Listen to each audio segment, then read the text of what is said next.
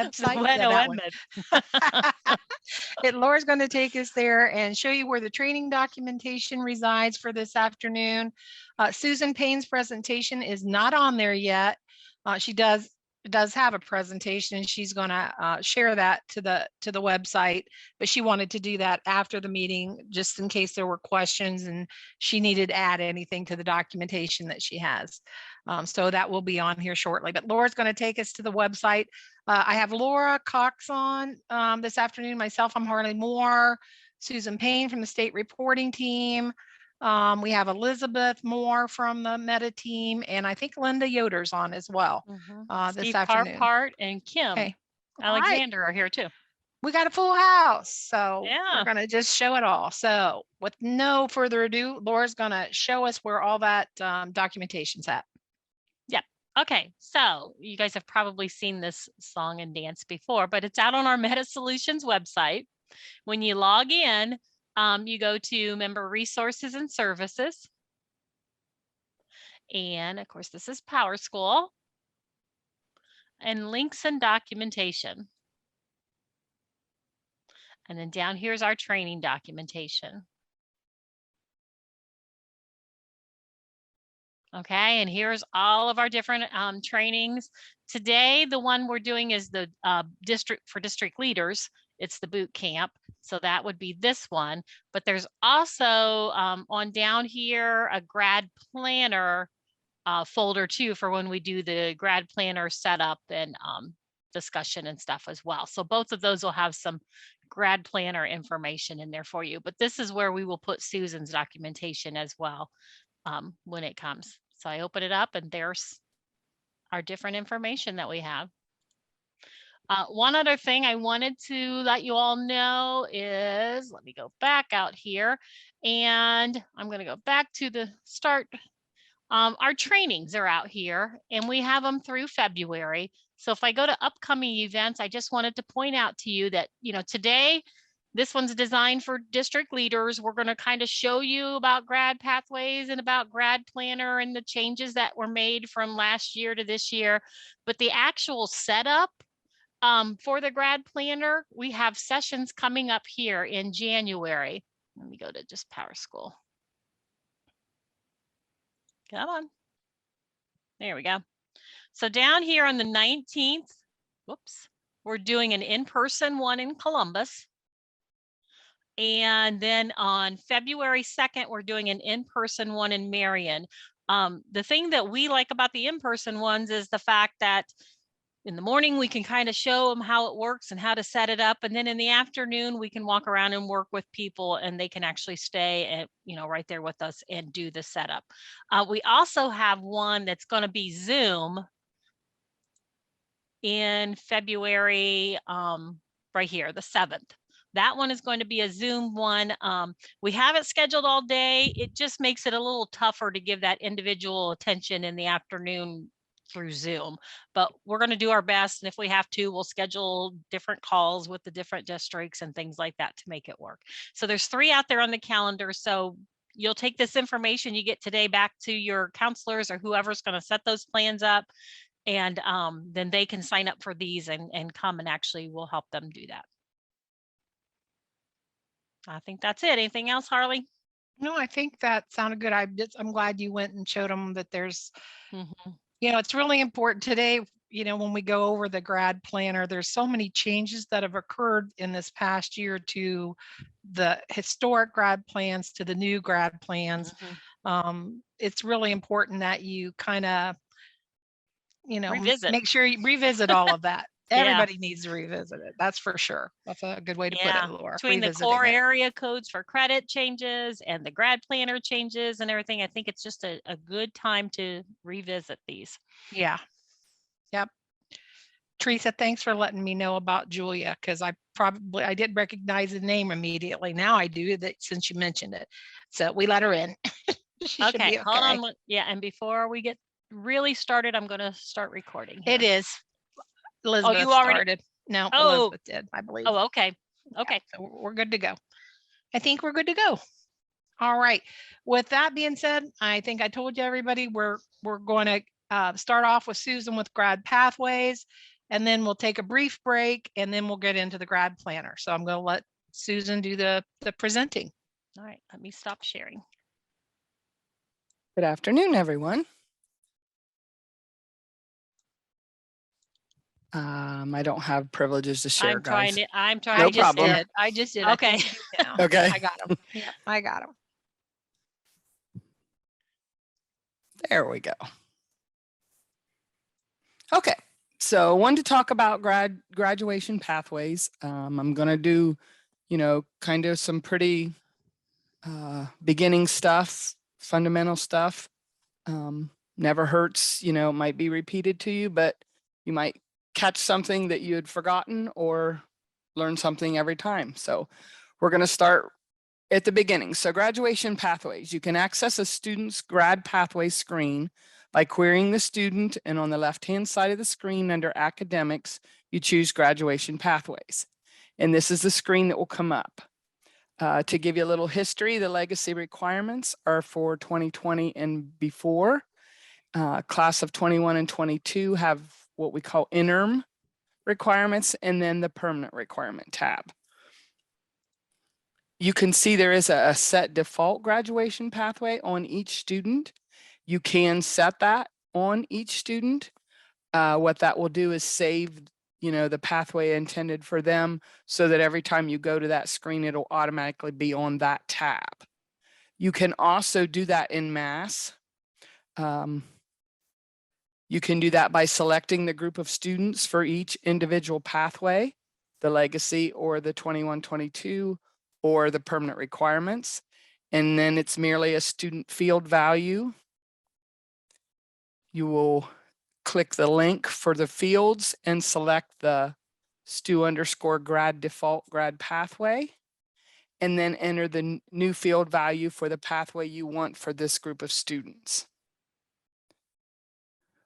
So for instance, in this example, the students were set to interim. It's telling you the old value, and then the new value, I changed them to permanent.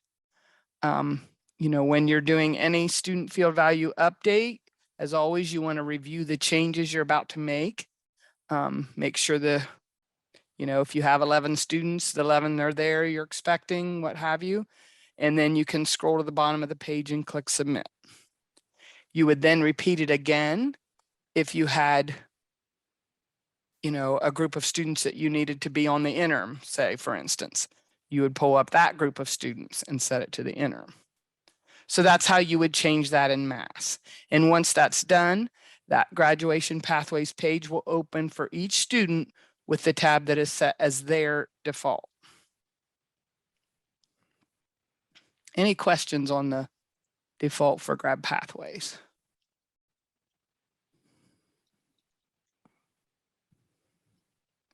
I'm sure you girls are watching the chat if there's anything in there, right? Okay.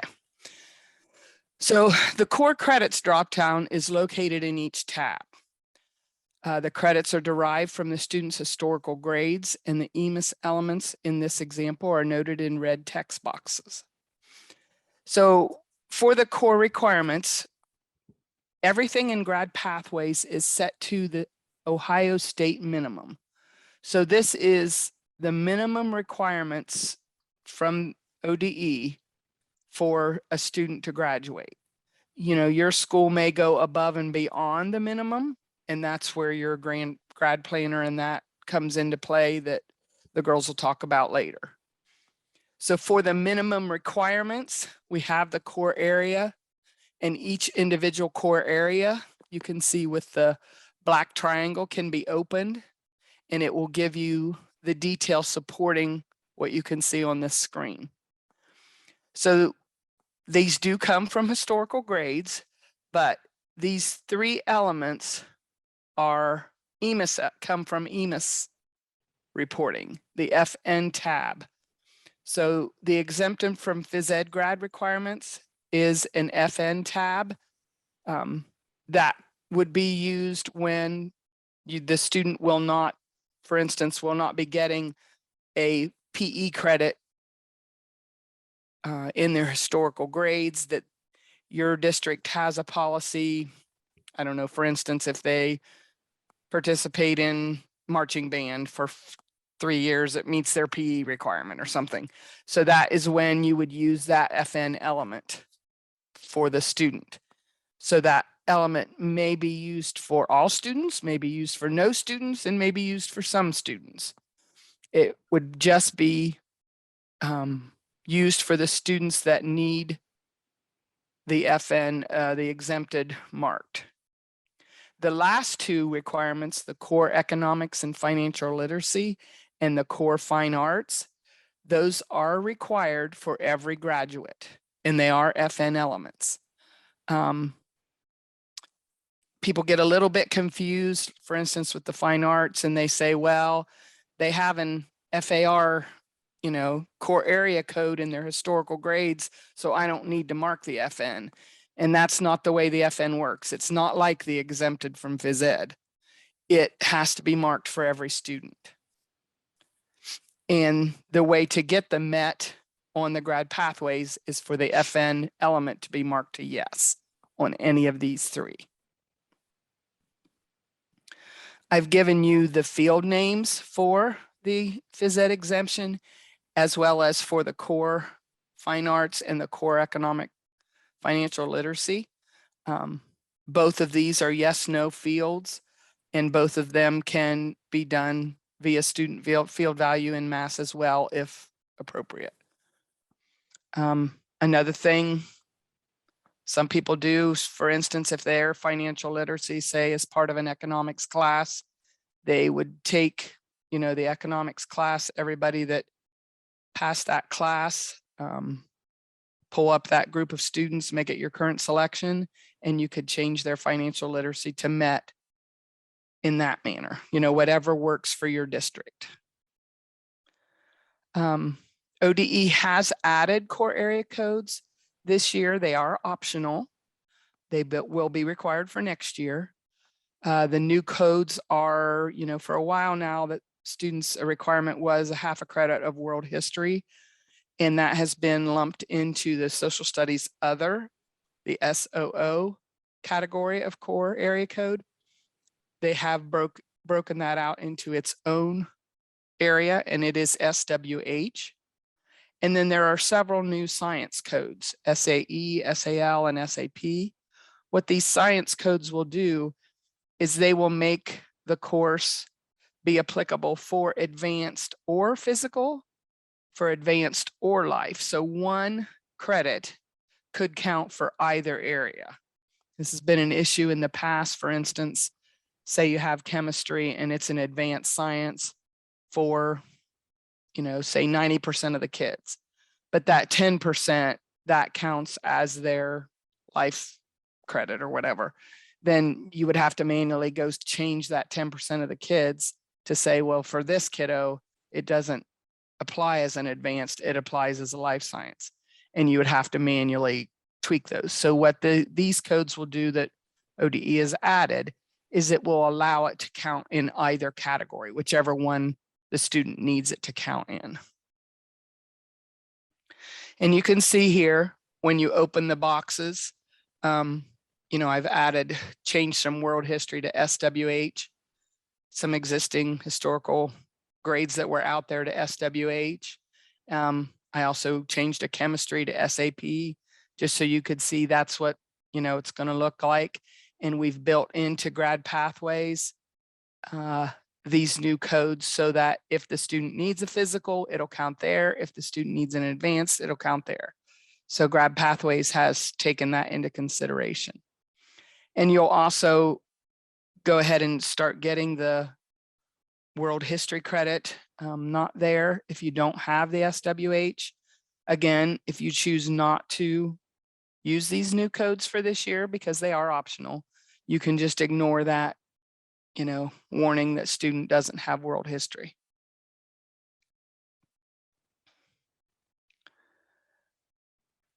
So any questions on the core requirements before I move on?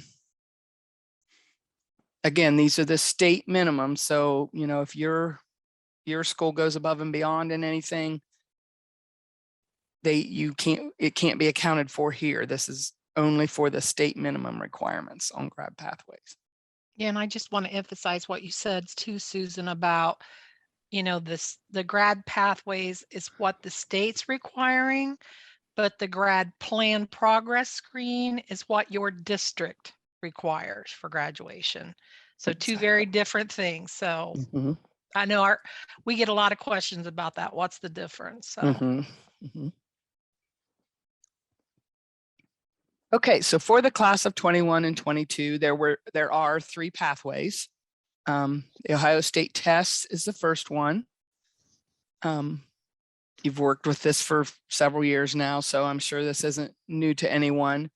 But one thing we are finding is that you do need to make sure that all the applicable course grade replacements are entered on the FA tab.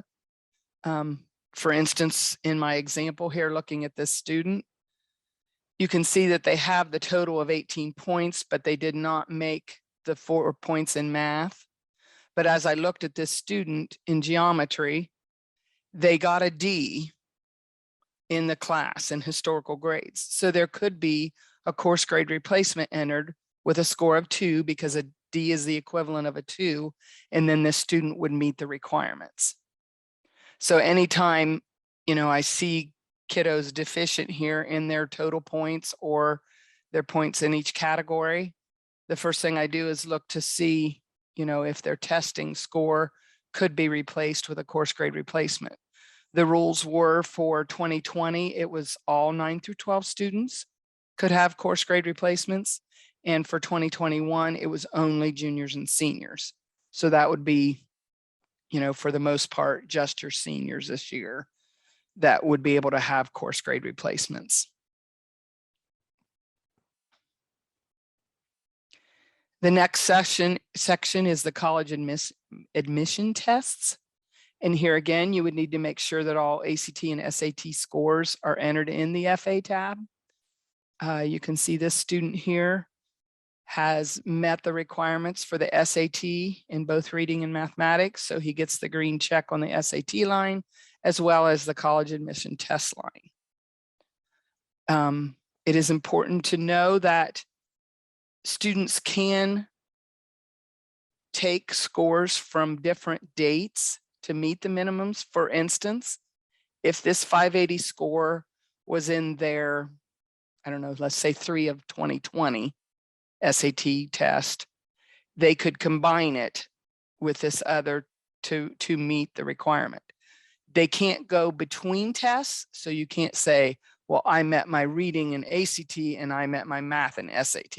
You can't go between tests, but you can go within a test type at different dates to meet the minimum requirements for the college admission tests.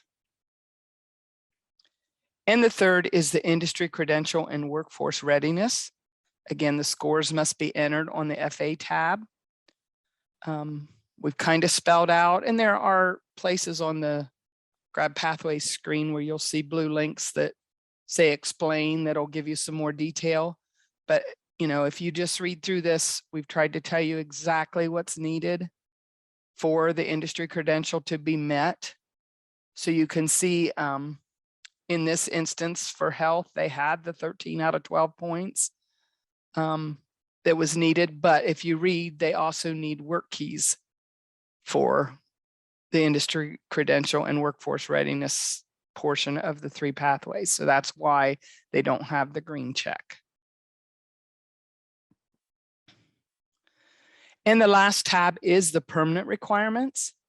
The permanent requirements, the students have to meet competency first. Competency comes again from the FA tab. So these are the scores that they get while testing. They need to meet a minimum of 684 in ELA 2 and Algebra 1. However, if the student has taken either assessment twice and did not earn the 684, there are alternative options for competency. So in this instance, the student met ELA. They did not meet Algebra 1. They took it twice and did not meet Algebra 1. But they did meet the requirements for the alternative options under military readiness. These elements are entered in program codes. So in the program codes are entered on the special program screen. And a little tip there that the entry date must be within the student enrollment dates. Well, this becomes important, say when, I don't know, say you mass added your military readiness as of the first day of school, you knew these kiddos had met it, and Johnny didn't enroll until October. So if his program code has a August start date and he didn't enroll till October, it doesn't get pulled and reported as needed. So that's a little tip if you've got program codes out there. Say when you pull up the special programs, you see it on the kiddo, and you're like, it's there, I don't understand why it's not pulling. You might want to check your dates. So this is a screenshot of the special programs. There are lots of stuff out there. I wanted to show you that, there are even sports programs out here. There's special ed in stuff out here in special programs. There's a lot of things out here. So you would kind of have to weed through to see the graduation things and know kind of what codes you were looking for that. So here's another screenshot of the competency. Again, we're reiterating the 684 is what they have to meet, to meet it. You can see in this example, the student met ELA 2, but again, struggled with Algebra 1, only made it to the 682.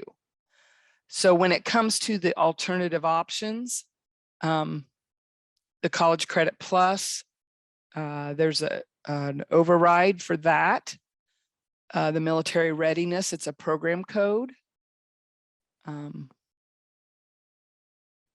career experience and technical skill, you can read on it that you have to complete 2 demonstrations to show competency, and at least 1 must be a foundational option. The web exams are GY entries in your FA, on your FA tab. The industry credentials are GW test types on the FA tab. Apprenticeship is a program code. Work-based learning is a program code. Work keys are WK test types on the FA assessment. And Ohio Means Jobs is again a program code. Wanted to give you a side note. We had 3 new program codes for graduation alternative competency this year. Our program codes do have a 50 character limit. So, if someone set your codes up or hasn't done it yet, you can see on the top line, if you just enter that, it's going to cut off before you can see which is which, because the first one is for math and English, the second's English only, and the third's math only. But the 50 characters are going to cut it off at College Credit Plus requirement met and not finish it out. So I just gave you some ideas to kind of truncate that so that you can see easily when you look at the program code which is which. So these are the 5 alternative competency program codes. Then we come to readiness. Readiness is tracking all these seals, these plan to earn, earned seals. Again, these are all program codes. Originally, we had a whole grandiose grad pathways set up where you could check the boxes what the kiddos plan to earn, and then check the box when they'd earned it and things like that. But ODE kind of changed their path and made program codes for the planned as well. So it's all program code driven. You can add and edit program codes on an individual student. You can also do that in mass. So the plans to earn seals all have the word planned after them. And there are plan to earn for all seals, but there are 3 codes that will get to the earned and don't have a program code for that. And we'll talk about that here in a minute. I wanted to make sure though you were aware for the biliteracy seal, there are 3 codes required for a biliteracy seal. So they have to have the English language, the world language, and then which language it's in, which is, there are several out there. It's the 608014 through the 608062. So all 3 codes have to be present to get the earned sticker, if you will, on the grad pathways. So the seals that do not have earned program codes are derived from the honors diploma seal. It comes from the FN diploma type. So you'll want to make sure that your honors, there are 7 honors diplomas, 7 different honors diplomas. You'll want to make sure that your diploma types are correct on your FN to get those to appear correctly. And the college ready seal is not a program code because they can draw that from the ACT and SAT scores that are remediation free. Excuse me. And then the industry credential as well comes from the FA assessments. So those 3 seals do not have a program code because they are derived. So this is just another screen kind of explaining to you each code. You can see most are program codes, but those 3 that we just talked about, the industry credential, honors diploma, and college readiness, those seals are derived.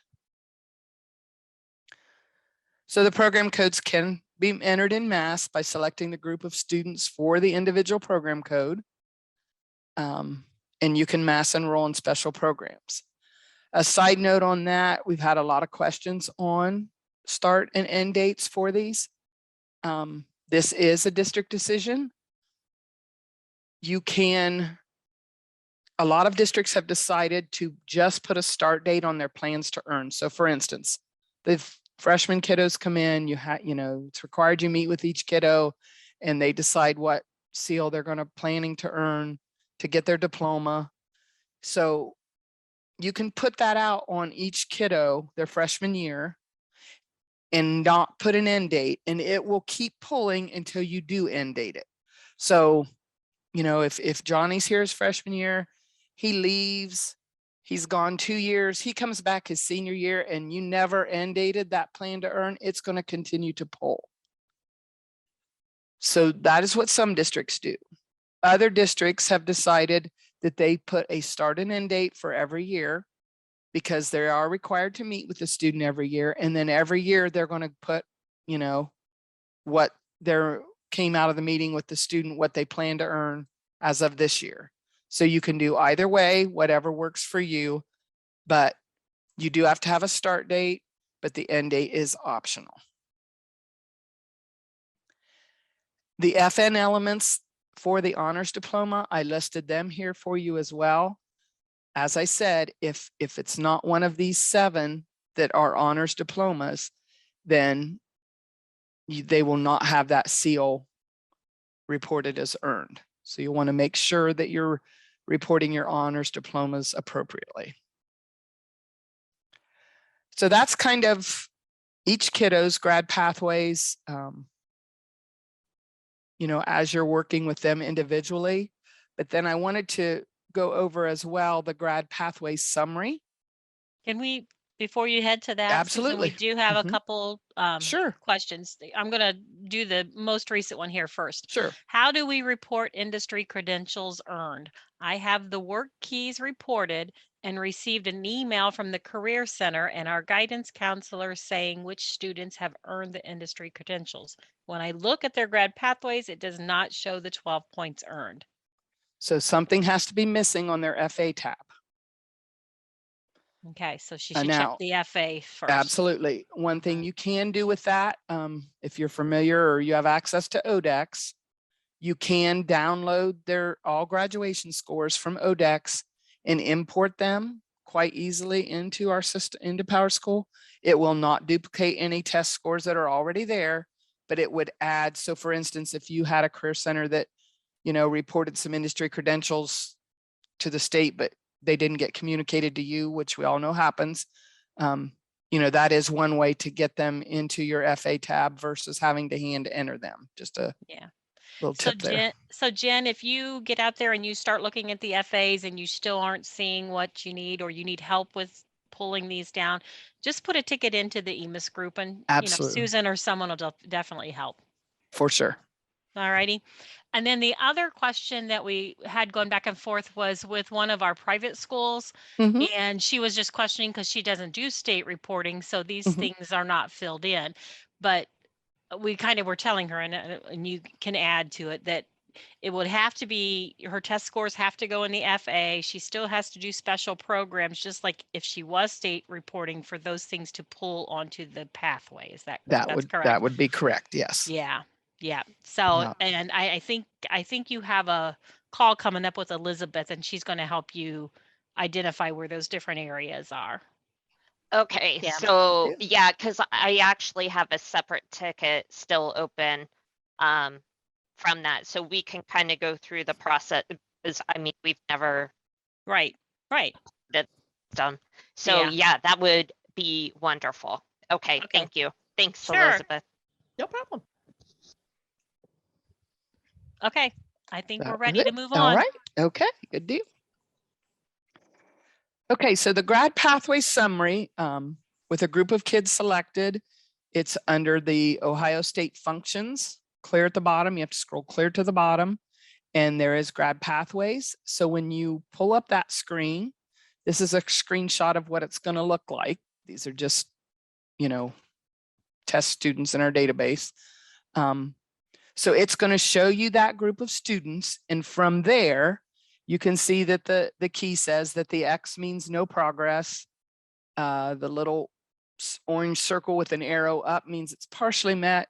And the green check means requirements met. So depending on what you're doing, you might want to filter for, I just need to see all my kids that are good, that they've met the requirements, they're good to go. So you could maybe filter for that and get that group of kids. Or maybe you don't want that group. You just want the ones that are either partially met or don't have any progress. Sometimes the no progress might be, let's say you got a new student in, a senior, and someone hasn't entered any scores or historical grades or something for them yet. So that might be your key to, let's see who those kiddos are, and can we get, the info entered so that they can properly be evaluated based on their incoming things. So your basic filter up here, you can, do whatever works for you for what you're trying to accomplish. And once you filter, you can then make that your current selection of students too, to work through. You can see that the student's name is a blue hyperlink. You can click on that and it will expand and show you just that student's grad pathways page kind of on this screen, so you can review that. You can also expand on these columns. So if you click the green plus, it will expand the Ohio State tests or what have you out here. There is a notes column as well. The guidance counselors can make notes and what have you. And then you can also download from this, and you can download a CSV, an Excel, or a PDF, whatever fits best for you. If you want to do Excel, and then you can filter even more, you could filter it, say you had your whole high school and you could filter down to just juniors or something, so that's available there. We will be adding a new report for permanent requirements soon, hopefully really in February, but if not February, March, probably for sure.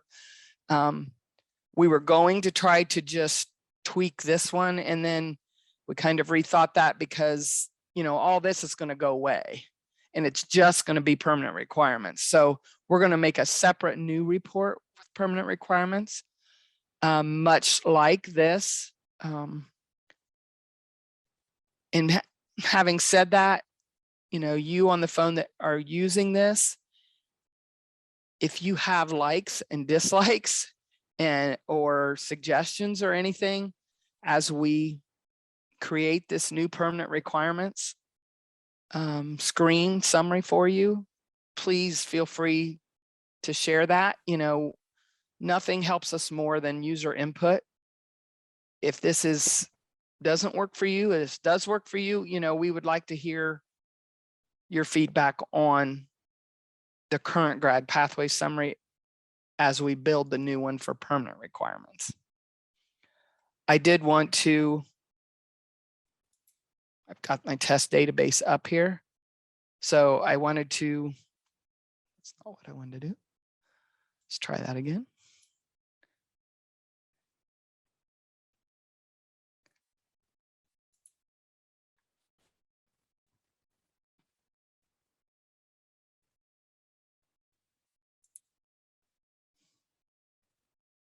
Is this super tiny? I'll try to make it a little bigger here. So I wanted to show you on the screen. So this is what you can do. So if I, open up the Ohio State tests, it actually will go down to as far as showing you the total points and then each section, what's required in each. So when you expand and you merely just click it again to collapse as well. And that's available for each. When you click on the individual student, as you can see, it actually brings up their screen here that you can work on or work with. And then you just click on the student again to get rid of that. And of course, this is how you select your current selection. And then when you click the download, you can choose what format you would like the download in. So any questions on the grad summary? We don't have anything in chat. Okay. So I wanted to give you some additional resources for troubleshooting grad pathways. The core detail extract is a great report for helping figure out why.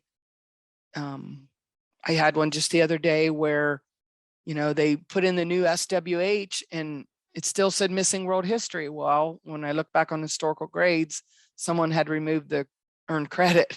So it had 0 credit and that's why it wasn't appearing. So this grad credit report, it can be sorted. You can run it for a selection of students. So say you wanted to run it for just your, partially met students and no progress. You could make that selection of students and run this graduation core detail extract. And it actually takes the historical grades for you. And it will show you all these columns of what's going on with this student. So for instance, you can see here, if you look down on line 238, there's a mathematics where it says error. When I looked at the student, someone had typed in or imported MTH for math. And that, that isn't a valid core area code. So it was showing, it comes out as an error. So that would not even get to grad pathways because it doesn't know what bucket to put it in, if you will. So once you change that to MTO or MTA, whatever's appropriate, then it will go into your math bucket.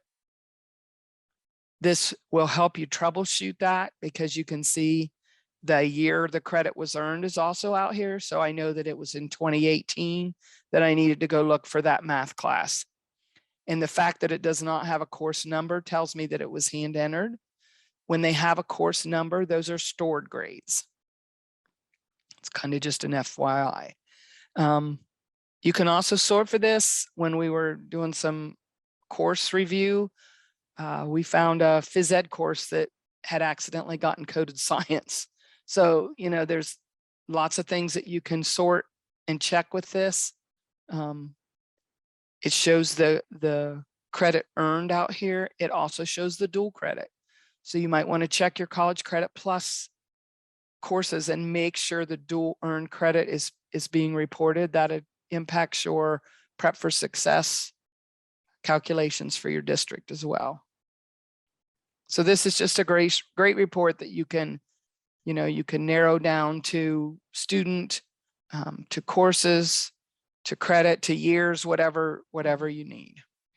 And I just kind of want to add to just a little reminder that when grades are stored, if they get stored because the student's in that class, so the course number is attached to that historical grade. That's when it looks at what's in the on the course itself, the state piece. It's those hand entered grades. When you don't have that course number, you definitely have to fill in that information at the bottom of the state page on that historical grade. Absolutely. Yeah, and so sometimes you have to fix things in a couple places. You might say, like she mentioned, that they found out that PE was somehow accidentally coded as a science. Mhm. You know, if that's done on the course record, you can fix that on the course, and then it'll, you know, the grades will pull. Right. But if it's a hand entered one, then you definitely have to just fix it on the actual historical grade itself. Correct. Just a couple little heads up about how that all works. It looks at the course if the course number is attached to that grade. Good point. Yep. Laura, they're also asking if we can show them which core area we're talking about in the bottom needs to be fixed Oh, in the chat. in the course itself is what you're asking on a course? I don't That's know. what I'm thinking she's Susan, talking yeah, about. can you Yeah. can you show them a Sure. course record, and let's, Absolutely.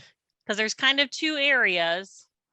The core, yeah, I get what you're saying, Missy. There's two things down there. One is, and I think Elizabeth, or excuse me, not Elizabeth, but Susan here will be able to explain that a little better. Absolutely.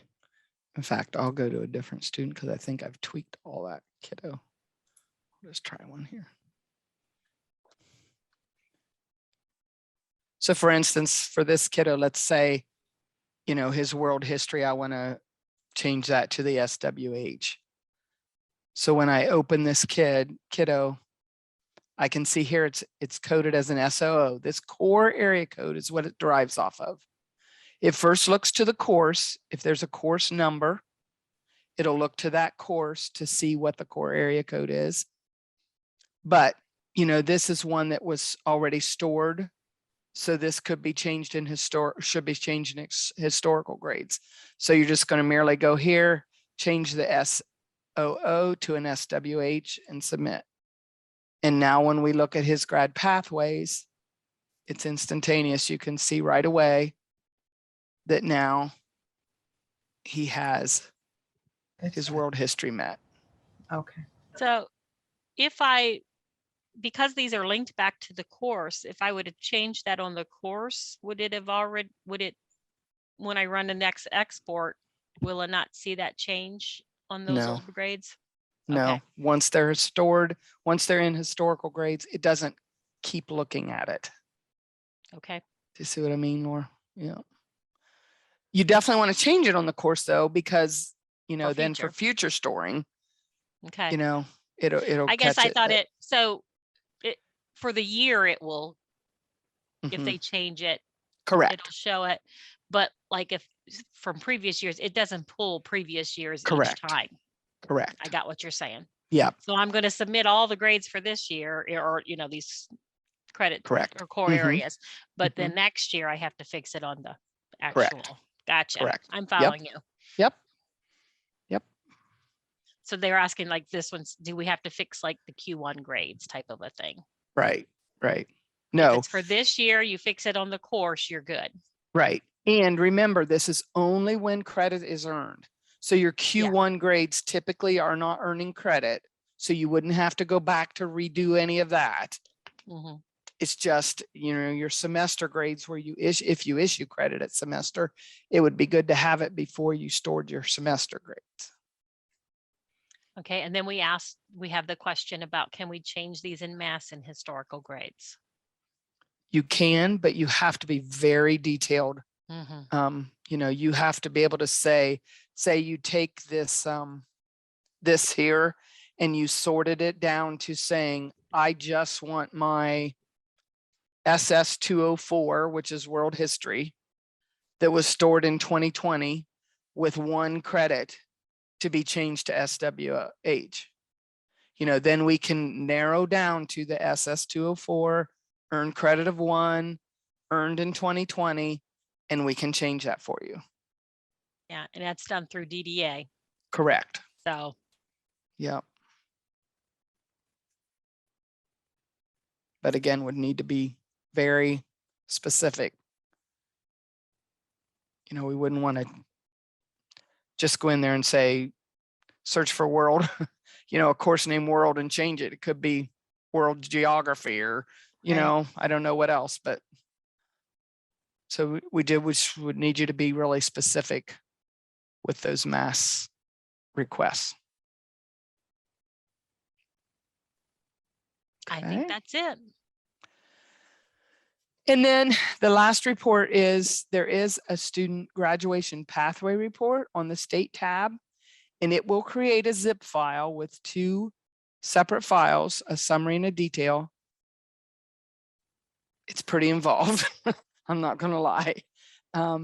You can filter that. It's basically that grad pathway screen. You know, it's all this stuff out there. It's all the 3 pathways. It's all the industry credential for every kid, met or not. You know, it's a lot of detail. But definitely run it and see if it works for you, if it helps. Yeah, that's another resource for you. Last year too, ODE Ohio received a grant to help schools identify students that are at risk of not graduating. And that's when we started, you know, having to report attendance all year. We have to report discipline all year. We have to report grades earned throughout the year, anytime you store grades. And we have to report credit earned for high school students every year. So the sooner, you know, these get reviewed for accuracy and verified and corrected, the better those reports are going to be coming back from ODE. So for instance, this kiddo, I can see right here that he has met, he's got a half a credit of visual art, and, you know, he's earned a whole credit of visual art. So his FN could be marked for fine art as met.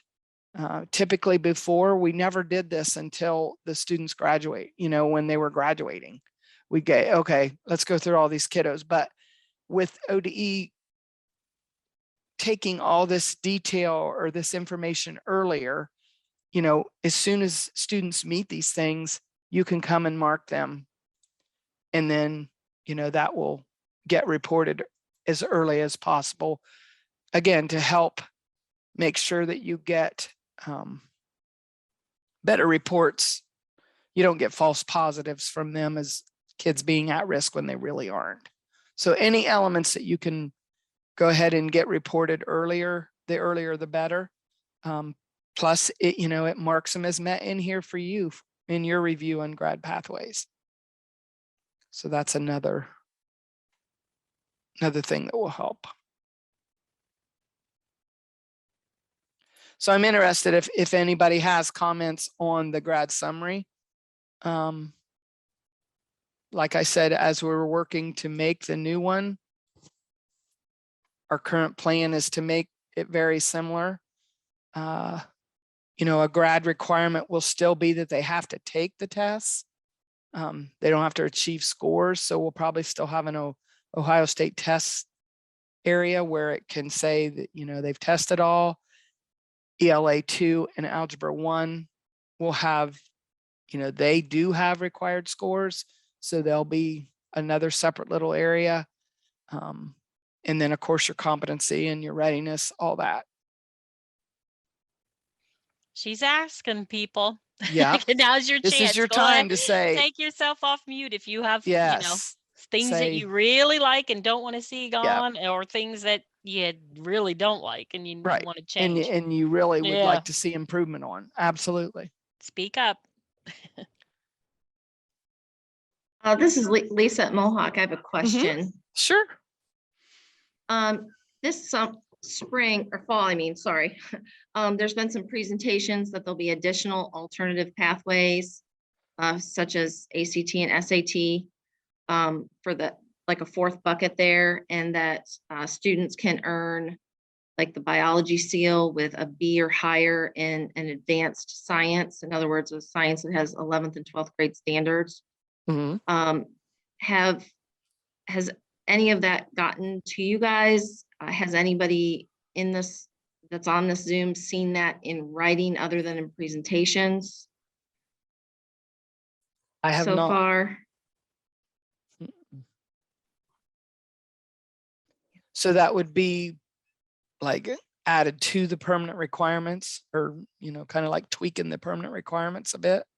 Okay, Is that what you're Okay. saying, Lisa? That's what you've heard? that's what, yes, that's what I Yeah. heard. There was a presentation in September and Okay. then heard it again, but I have not found anything for sure in writing on ODE's site. There was also guidance for special ed as well. Gotcha. Okay. I'll check into that. Appreciate that. It was during the fall assessment conference was the first time I heard it. They had a 2-day assessment conference and part of it was graduation requirements. Okay. Yeah, a couple people said, one said they saw it on an assessment presentation, but have seen Okay. nothing else. And then Missy thought maybe there was a House bill about it. She's not sure. Okay. Good to know. Thank you. Yeah, I'll check we- into that. yeah. Kind of a little different, but here someone asked if you could explain when you use the exclude from FR reporting on a historical grade. Okay, so we added the exclude from FR reporting because we had districts telling us that perhaps they have a student that is taking a course and, you know, maybe, I don't know, 3 weeks in, they decided they were just going to take it as an audit course and not for credit. But they're in the teacher's grade book, they're getting the assignments, you know, it's getting stored. They're just not going to, it's not for credit.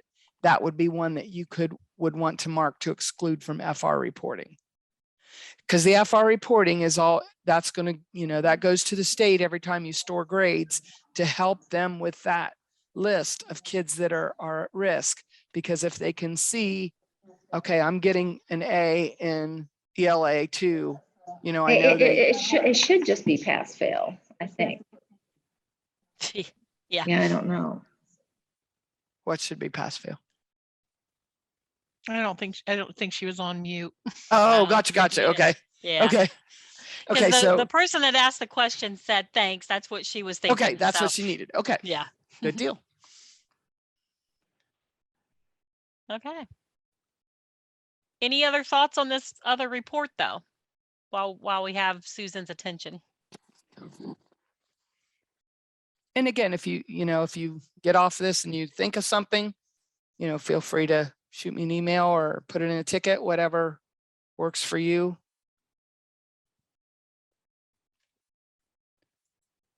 Because Okay. sometimes it doesn't come to you right away, but later you'll Right. be like, ah, that's one I should have said. Okay, so Lisa just added the link to the September assessment conference Oh, in perfect. the chat. So Perfect. there you I go, will get Susan. that. Thanks, Lisa. Appreciate that. Thanks, Lisa. Okay, I think I'll go ahead and stop sharing.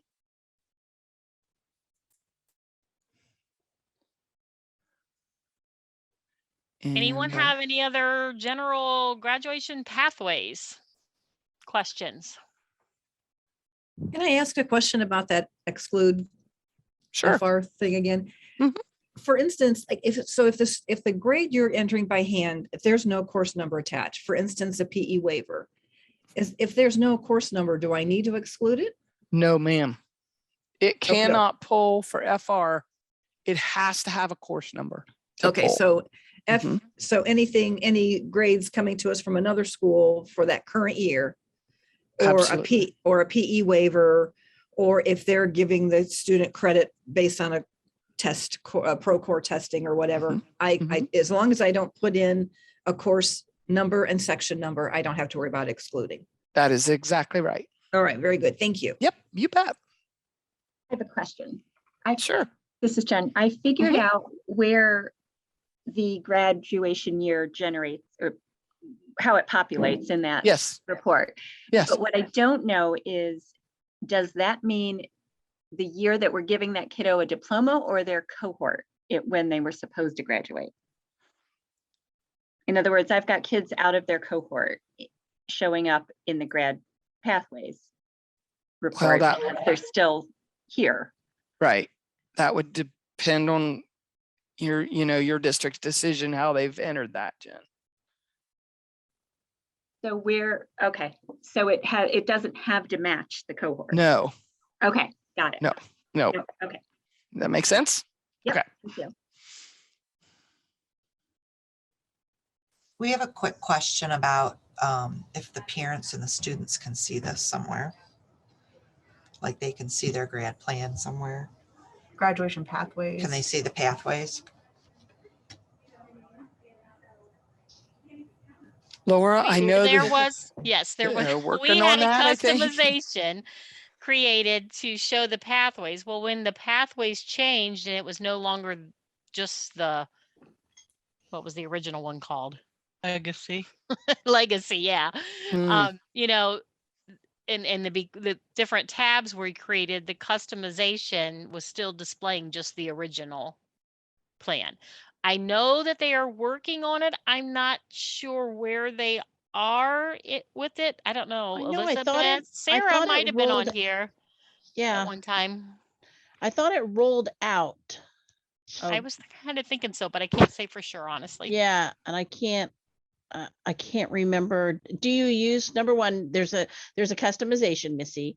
So do you have the customization turned on for your parent, the public portal Mhm. where they It has could rolled see it? out. It rolled out Yeah. during the last, we Like mentioned it at the December? last district leader Yes. meeting. Yeah, the Thanks for December confirming one. that. I couldn't say for sure. Yeah, I couldn't get my stupid mute off. I would have answered sooner, but I have so many screens open, I couldn't find the mute button. But yeah, we did roll that out. So Okay. I couldn't parents can see remember. that Sophia? I don't remember that. I'm sorry. I'm Yeah. looking now. What was the name of it? if you have it turned Graduation on. pathways. Graduation pathways. Yeah. I know we had several districts turned it off because they didn't want it showing the old one. And so, yeah, so that's fixed. Good to know. Ours You are guys both can turn it enabled. back on. Ours are both enabled. Okay. Yeah, so it should be showing the same information. Thank If you. it is not, then you want to put a ticket in and say, the parent information is not the same as the admin, but it should be the same. Okay. Okay. And then for the new ones, the new pathway that is generated, they'll be able to see that one then too. They'll see whatever is on the admin side. Just a So second. you're talking about if they choose a default, Sarah, that's what will display, or will it allow them to see all the different options like on the admin? Do you know? And I think it displays whatever was chosen. Okay. So you have Susan, this is Lisa at Mohawk. I just grabbed a student out of the hallway. And they can access the graduation pathway screen from their portal as long as that customization's turned on, okay. which would mean Good that to the know. parents could as well. And it Perfect. shows the one, like you said, that is the default. Thank you. Okay. Thanks, Lisa. You've been a big help today. Thank you. Lisa's grabbing students. A- I an know, A look for- at her. An A for Lisa today. She's an overachiever today. Gold star for Well- Lisa. Well, when you're in when you're in classroom and you can walk right out and grab a student and they're Yeah. changing classes, it's perfect. Yep, it worked out great. Thank you.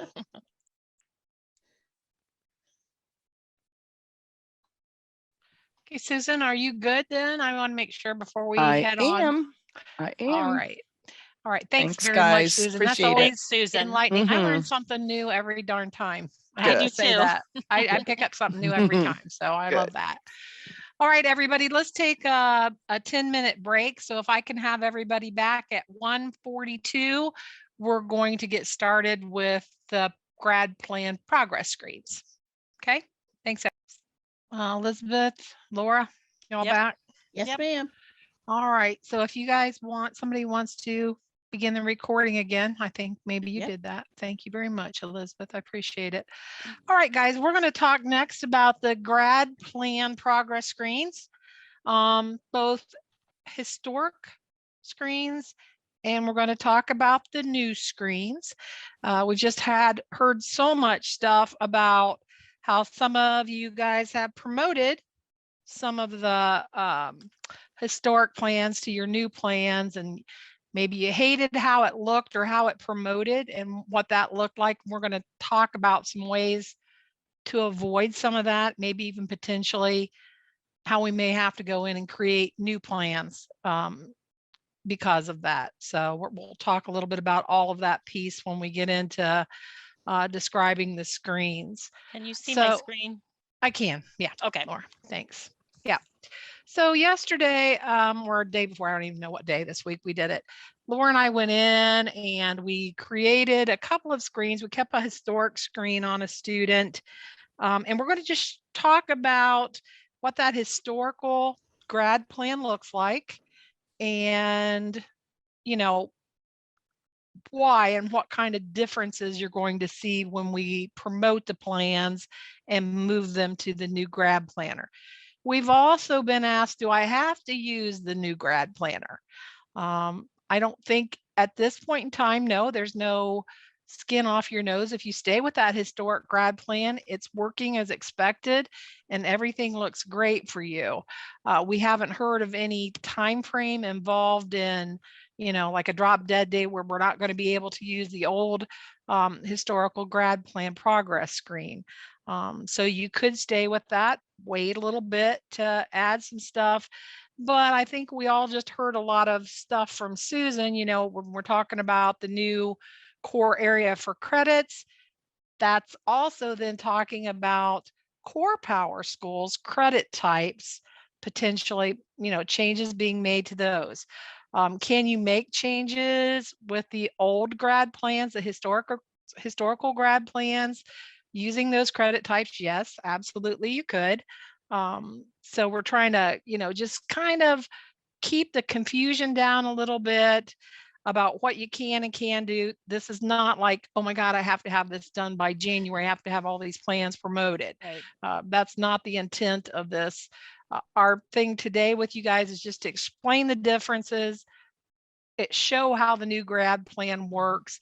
But if you need to know, like I'm wanting to make those changes in January or in February on that Zoom session, you know, make sure you're getting signed up. That's where we're going to walk through all the steps to creating a new grad plan. I guess my thought is we'll show you the good, the bad, and the ugly of each one. Because it gets that way. It can be good. Yeah.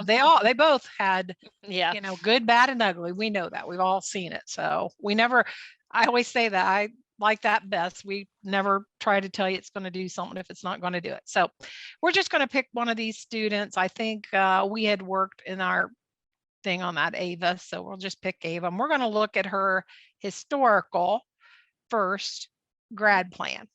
Okay, and if you noticed over on the left, when you choose students in your building, you may not see historic grad plan if the student doesn't have a historic grad plan attached to them. So this will only appear if a student has one attached to them.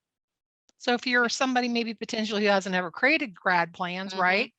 You're not going to see that. Right. Okay. And you can still attach historic ones to the students if they don't have one. That, you know, you still have all that functionality. They've just separated it out into two different things: historic grad plan progress and graduation plan progress. The new and the old. New and the old. So you can kick the old to the curb or keep it, right? Either way. So when we're looking at the grad plan progress student for this particular screen, looking at the historical one, at the top, it listed the required tests. So let's talk about those tests because it showed a little bit of information about the test. If I clicked on that OCBA, it opened up that drawer that came out. That's what the new grad plan kind of looks like. It's all about the drawers. So it showed the various components of that OCBA, and it showed what the score was given. So in this case, we don't know because we just put in a number. I just thought I'd tell you, we gave it 725s. And those are created. I'm sorry, go ahead, Laura. No, I was just going to say, and a lot of people didn't really use these because it was a separate I hated it. piece. It wasn't part of the algebra, you know, requirements that they have to get the credit and pass the end of course test. And it was set up as a pass and fail. So even to display your ACT scores, well, what do you want to say is passing, you know? So a lot of people have chosen in the old version not to use this test piece. So you may not have this even set up on yours. Yep. But we're going to show it in the new piece in a few minutes. And we're thinking that you may want to set it up on some of yours. So we'll talk about that here in just a few minutes. We're showing the new screens. So it showed that couple of other things that we have always had the capability of doing. So a few years back, some of you set up waivers, and you maybe found that you set up PE waivers on some of your students, and those PE waivers didn't potentially work the way you thought they were going to work. Then PowerSchool came back on the waivers for PE or whatever you're waiving. Potentially could be testing, that other stuff, but came back and did make it so that the PE waiver could be applied and could roll down to the elective bucket or whatever bucket you wanted that to occur in. So that's the other thing that stayed the same. We can still apply a PE waiver, and it shows some great information. So for those that are on the call that have not really looked up or set up your grad plans ever, let's talk about that. They're fairly simple to set up. Honestly, even in the new version, they're fairly simple to set up. The thing is, you have to have a plan in place. And I guess That's why the hard we wanted part. to, that is the hard part, because it's pre-planning. You just aren't going to be able to come to the session in January this month or in February, be on the Zoom session and think I'm going to be able to set my grad planner up. You kind of have to have that plan in place. That's why within that information that's out there on the Meta website, there's a kind of a planning thing that asks a few questions that you kind of have to think ahead of time. You have to know your credit types. You kind of want to know a little bit of information, and we'll go into that a little bit more here. But all those questions that are sitting out here really have to be answered before you come to one of the training sessions, the setup training and work. I like to call them work sessions. So training and work sessions that are being held. So you have to have a little pre-planning done, because if we go back to go back to Ava, which Laura had up here, you can see they've set up kind of an idea of the funnel effect, or maybe just how they want that grad planner to actually look. So these are the things that your district requires that a student have. So it could be all of those state things that Susan mentioned earlier, but maybe you're calling out some courses separately. Maybe it's a financial literacy course that you're calling out separately that you want to see on this grad planner separately. So those are some kind of things that you have to think about when setting up the grad planner. Where do I want things to be? Yeah, this particular one, they didn't really call out things. We kind of showed you, this is kind of the generic one. We just have math, and then all of the math courses fall here. But you may want to, everyone has to take Algebra 2. Maybe I need to call that out separately so that it's its own requirement. Well, or I think science, it's easier for a parent to see too, right? Easier for kids and parents to see, counselors to see. So that's kind of what we're talking about, the layout. What do you need to maybe say, I want to call this out separately type of a thing? Yes, it does, Rich. The edit and reorder does work now. It's different on the old plan. No. The new plan, yes. On the old plan, it's still hard to make those reorders. It gets very confused. It does. Kim, it's in the documentation out on the Meta website. And Laura's going to show. So you go to that training documentation, and it's located under boot camp, grad planner and pathways. And okay. I was going to the other one. I kept getting a. Yep. Today's the boot camp training. Yeah. There you go. Okay. That's why. Yeah. Did that get you there? Good. We're going to talk about this a little bit. We just kind of threw this together yesterday as some talking points to help you guys, prepare for the training. Get some planning done for next the next big step, which is actually working through the training and workday, right? So when I look at this, this is a really simplified plan that they did. They didn't call anything out really separately, like physical science, like life sciences. They didn't call those things out, but they could have. Yeah, and sometimes simplistic is great, you Yeah. know. If it works, don't, Yeah. you know, that old phrase, if it works. So that's, you know, they kind of gave it some information at the top, a little bit of information about how many, you know, they're required to graduate. They said they need 21 credits. It shows English. It shows what they have earned so far. So with the grad plan progress screens, even the new ones, it assumes completion of course.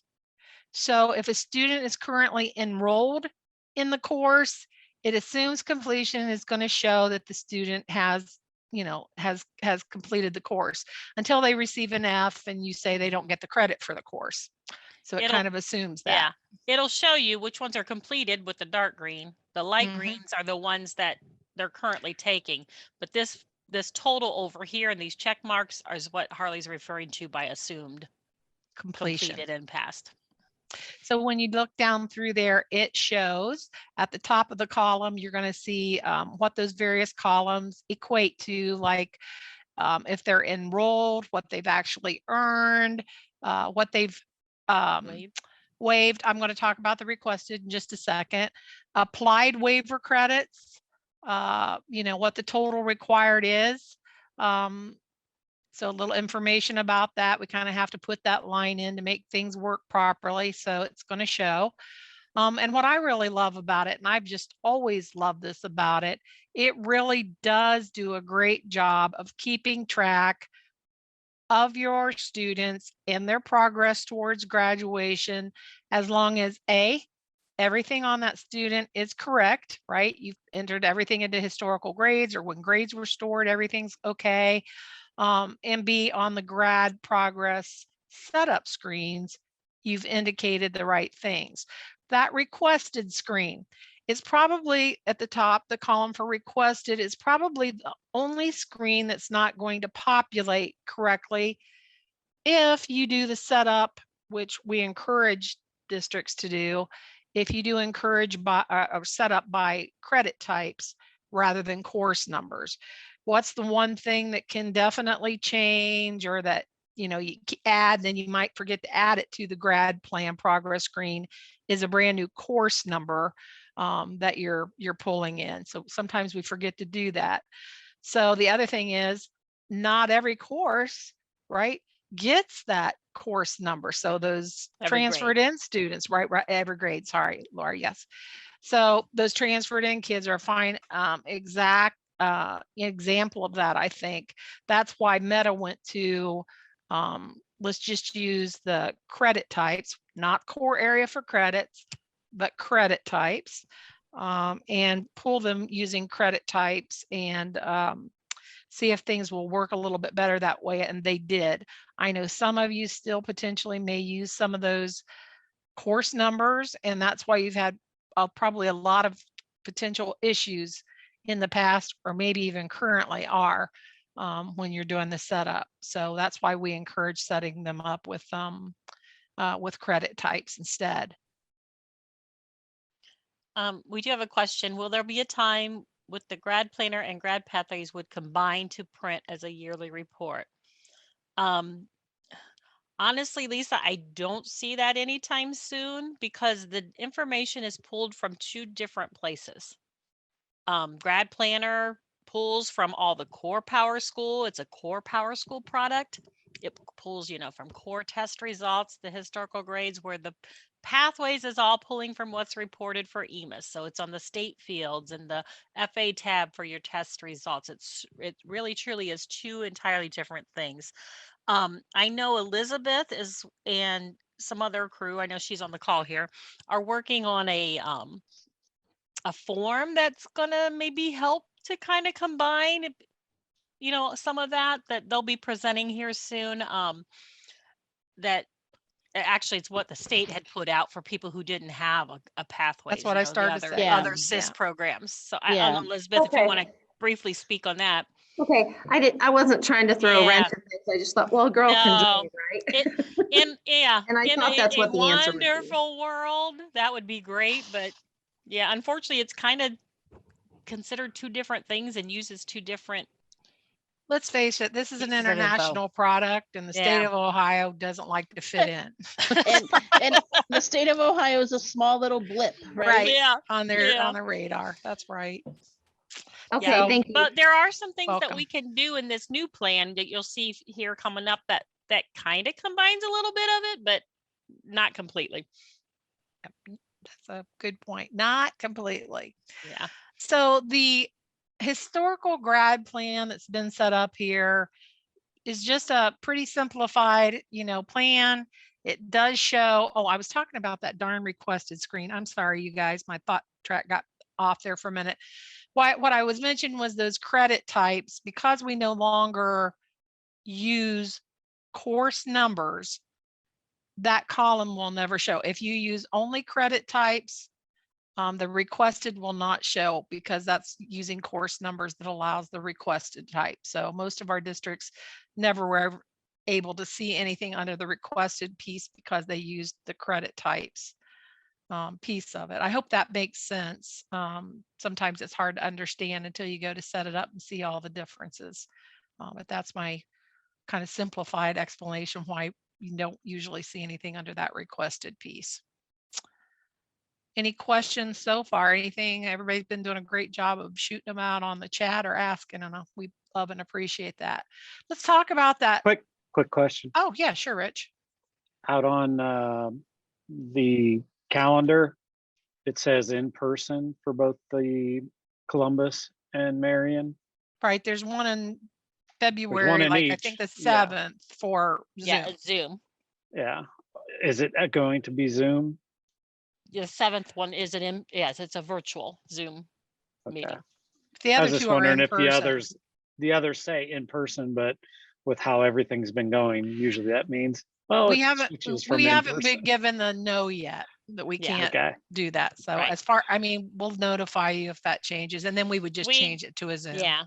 Harley and I discussed it, and in this particular thing, in person works great because we can give all the instruction in the morning, and then we can actually, you guys can sit and work on it. We can walk around and help you, in the afternoon, where that's harder to do in Zoom. So that's why we were, had done a little bit of both. So right now, my answer is yes, they're in person in Marion and Columbus, and there's one on Zoom. And if those all change to Zoom, we'll let you guys know. I have a question about, you were talking about the request. If I use numbers and credit types, will I get the requests when the kids put those in there? Yeah, as long as you're putting course numbers in. Is this Julia? Yes, I'm Yes, sorry. Julia, Yes. that's okay. Yeah, as long as you are putting both. My recommendation is to always put both the credit types and the course numbers in that situation. If you really feel like you want the request to show up on here, what the student has requested. But that's really a brief period of time too, that's going to show, right? That is true. So, use caution, because the thing is, Julia, everybody on the call, I guess, those course numbers have to constantly be updated. If you add 5 or 6 courses for your new course catalog, you're going to want to make sure those courses get added to your correctly to your grad plan as well. Okay. I hope that helps. That's what the big reason why we don't do it. The big reason why we just went back to all credit types was because of the request piece. Well, and the transferred in grades, right? We mentioned that transferred in grades generally don't have a course number. So it seemed far easier to use the credit types rather than to use course numbers because of those things. All right, so let's talk about phys ed. Let's talk about that phys ed piece. I'm going to have Laura click on that pencil that I see down next to physical education. And when I click, when I've set waivers up, I have to have a few things. I have to name the waiver type. I have to give a waiver reason, and these are set up at the district office level in the waivers themselves. Waiver sources, so maybe it's Board of Education, maybe it's your student handbook, you know, the reason that you can do the way the state says you can. I don't know, whatever you want to do. These are all up to created you. by you. And then you tell on this elective subject group, if Laura brings that drop down, it tells you, you know, you can choose any of these that you want that PE waiver to be applied to. Where does the credit get applied to? They still need them. that credit, Yes. but where do you want? Yeah, where is it going to fall now? And that's why we struggled before. It wouldn't show, if everybody kind of remembers that, it wouldn't really fall into that new bucket, but it has now for a few years. It used to just waive the credit instead of the requirement. It did. And that didn't work in Ohio. They still need that credit. It just needs to be elsewhere. So now it's fixed. So you kind of make a decision here about where that applies. We're applying it to the electives bucket, the waiver date, the amount of credit, that's crucial and required. And then as well as you have to have who authorized that waiver of credit for PE. And then when I do that, and if I've done things properly, what should occur are two things. First of all, I should see on that health across the line, I should see that I've waived. It's a kind of a light blue color, and it shows that there's a waiver of some sort that was applied. Don't give us problems here. There we go. I'd love it. All right, does everybody see that? So it does show that waiver. And the other thing that you'll notice is if you go to the elective bucket, under the electives, you should see that 0.25 that was awarded or went to the actual elective bucket as well. Yep. So it still has that electives require 5, but we've moved 0.25 to it from waive credits. So now the total that is 5.25. What I love about this piece is I know a lot of you are keeping track of various things like this on Excel spreadsheets. We've seen everything, Google Docs, you know, and I'm not saying you don't want to still do that. Maybe that's something you like, that, you know, that piece of it, but this would be a great way for you to kind of track that information about the credit waivers.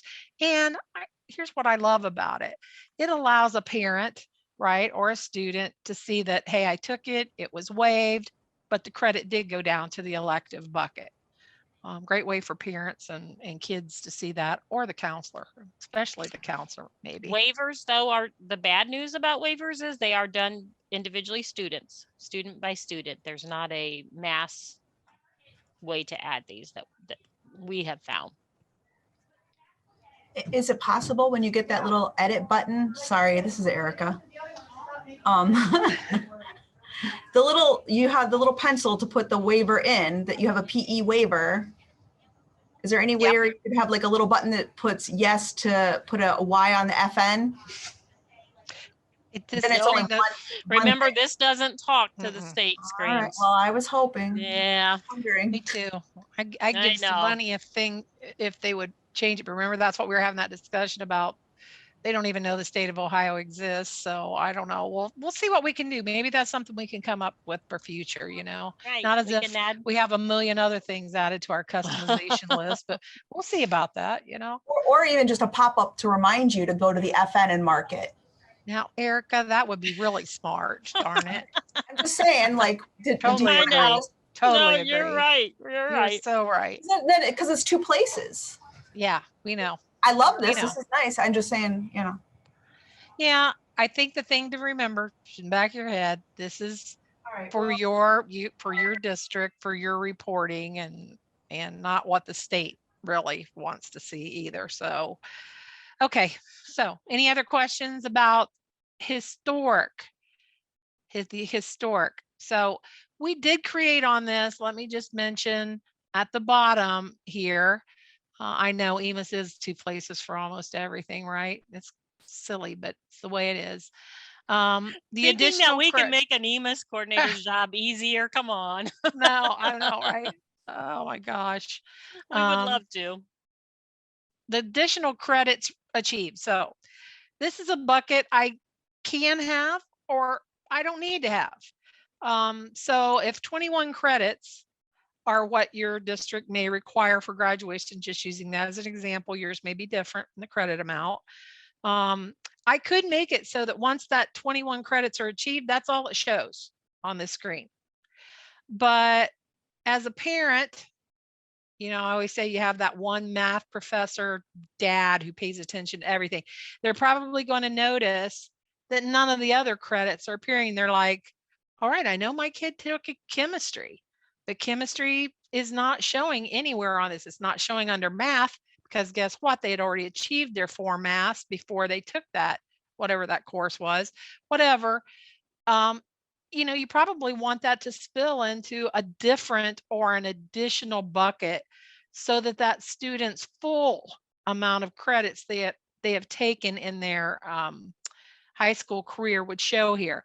I mean, some of these kids, and you guys know this better than I do, especially the ones that are taking all the CCP courses, a lot of your advanced placement students, they're earning up to 31, 37, or more credits now. We've seen a lot of different things, especially kids from 6th grade on that we're keeping track of. So that's why we think it's kind of important that it be added, but we leave that up to you.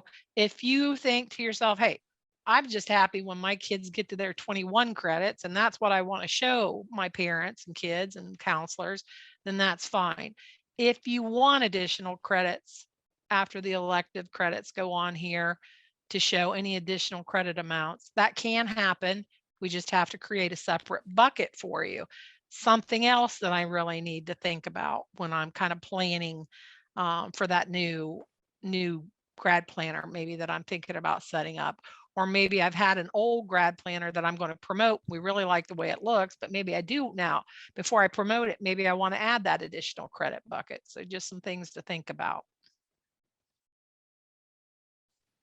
Anything there, Laura? Anything else you can think about? No, I'm thinking, this is kind of what we've been using right now until this year. So, okay. I think that's so it. just kind of remember in your head the things that we were talking about with tests and some of the waiver stuff and some other things you're going to see because we're going to go now to the new screens. There's one other thing that that we Laura. don't have on this one is you can also display a GPA. Oh, you can as well. Yes. And we did not add that on here. So that kind of helps with those, what do I want to call them? Not an honors diploma, I guess, where they're required to have a certain GPA. So that kind I of think it's really good if you set up multiple ones, maybe and one is an honors, maybe grad plan that you've set up. We have some people who kind of do that.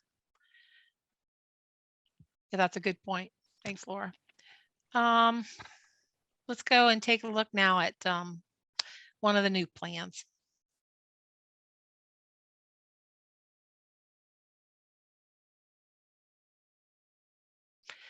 So this looks considerably different, doesn't it? So we've heard some complaints about some things on the screens just because it's a lot of clicks, a lot of different clicks than the old plan. That's why, I wanted to mention right off the bat, you don't have to go to the new plan yet. If you really love the way the old plan worked, everybody's trained on it and you feel comfortable with it. But I have a feeling, knowing PowerSchool, eventually, they're going to end of life the old plan and want everybody to do the promotions to the new plans. So again, this plan is set up kind of similar when you think about how it's set up. It just requires more clicks. It shows the requirements, there's 11 requirements here. It shows that 7 of the 11 requirements have been met at the top on the right-hand side. It shows what each of those requirements are on the left. So I have an English requirement, and we've set this up in 2 different ways just so that you guys could get a view of how things look. English, math, we didn't call out any particular math pieces, social studies, but what we did do is list out a physical science, an earth science, and a life science, just so you could see how that would look if you called them out separately on the new planner. There's a PE. We did enable the waiver too. We'll show that in a minute. There's a fine arts credit that we added, health, electives, and we also placed that credits beyond the required, just so that we had a kind of a, I don't know, full blown, list. Now, everything that you see in blue is a hyperlink. It also shows in the status in the middle, before we get to that, how many credits have I received? What's my status? I have four of 4 credits, 2 of 3 requirements, 1 of 3 requirements, 1 of 1 credit. So it does show that sort of information. To open it up and look at it, for instance, we could look at that English. It's a hyperlink. It opens up that drawer. It shows how many credits were achieved, and it also shows what they were when they were completed. My 2018-19 year for S1, S2, that sort of thing, and what the course was when they were created. Something else that it shows, I personally really like this, what satisfies that English. So it's giving you that credit assignment strategy. So what it does here is it says, I go to English, and once my English is achieved, my credits, where does it go next? So then I can go to the elective bucket, but once my elective bucket is achieved, where do I want it to go? Maybe you don't want it to go any further than electives. Remember I said once they've achieved maybe their 21 credits, you just leave it at that. But for some of you, actually most of you, have been setting up some kind of credits beyond the required. So that's the strategy that was given for this English. It's going to go to English first. Once my English bucket of credits is full, I'm going to go to electives. Once my elective bucket is full, I'm then going to pass on to the credits beyond the required, which would allow you to see everything this student had achieved in English. Okay. Then we also created, for like that physical life science, or any one of those, Laura, do physical science, I guess. So it shows the same thing here. Maybe with your life science, maybe, I don't know, physical science, maybe physical science just goes to its own bucket, which is kind of what we have here. And then it too goes to electives, and then it goes to credits beyond. Based on some of the new stuff that's happening with the new core area for credits, you may want things to look a little different in that strategy, so that's something else you have to think about.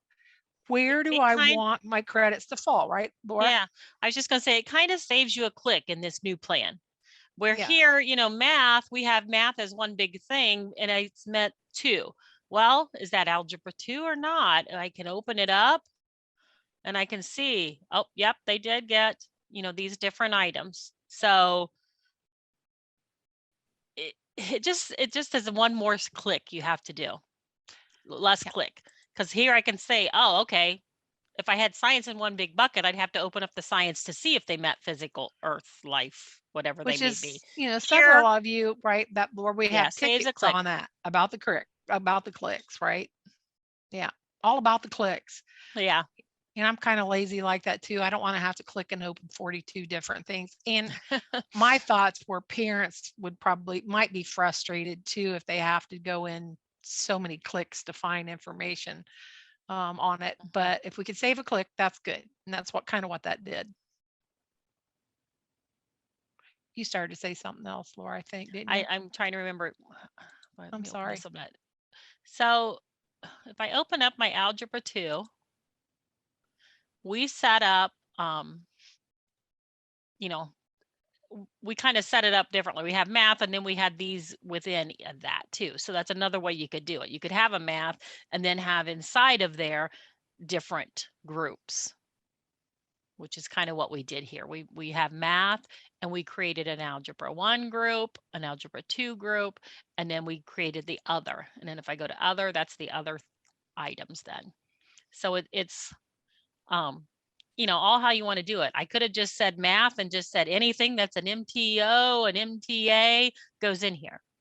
But if I wanted to just see them by the different levels within that math, that's kind of what we did here to kind of show you that option as well. You kind of want to do that Another anyway. click. I think with some things, right? It's another Yeah. click, but like we know within the math bucket, you have to have that algebra Mhm. too, right? So that's some of the things that this allows you to do, I think. Mhm. We Right. also created the 3 different sciences that are sitting out here a Oh, little this was- differently. okay. Oh, go ahead, Go Laura. ahead. I'm sorry. No, go ahead. We can No. finish talking about the credit first. Okay, so we also created those buckets a little differently for the sciences. So if you open up one of those, I think we put it under life science, didn't we? Here's the strategy, here's the various components for biology, but if I wanted to add testing. That's the math. That's Mhm. where I was headed. That's where we did Yep. it. Okay, is that where we did it? Yeah.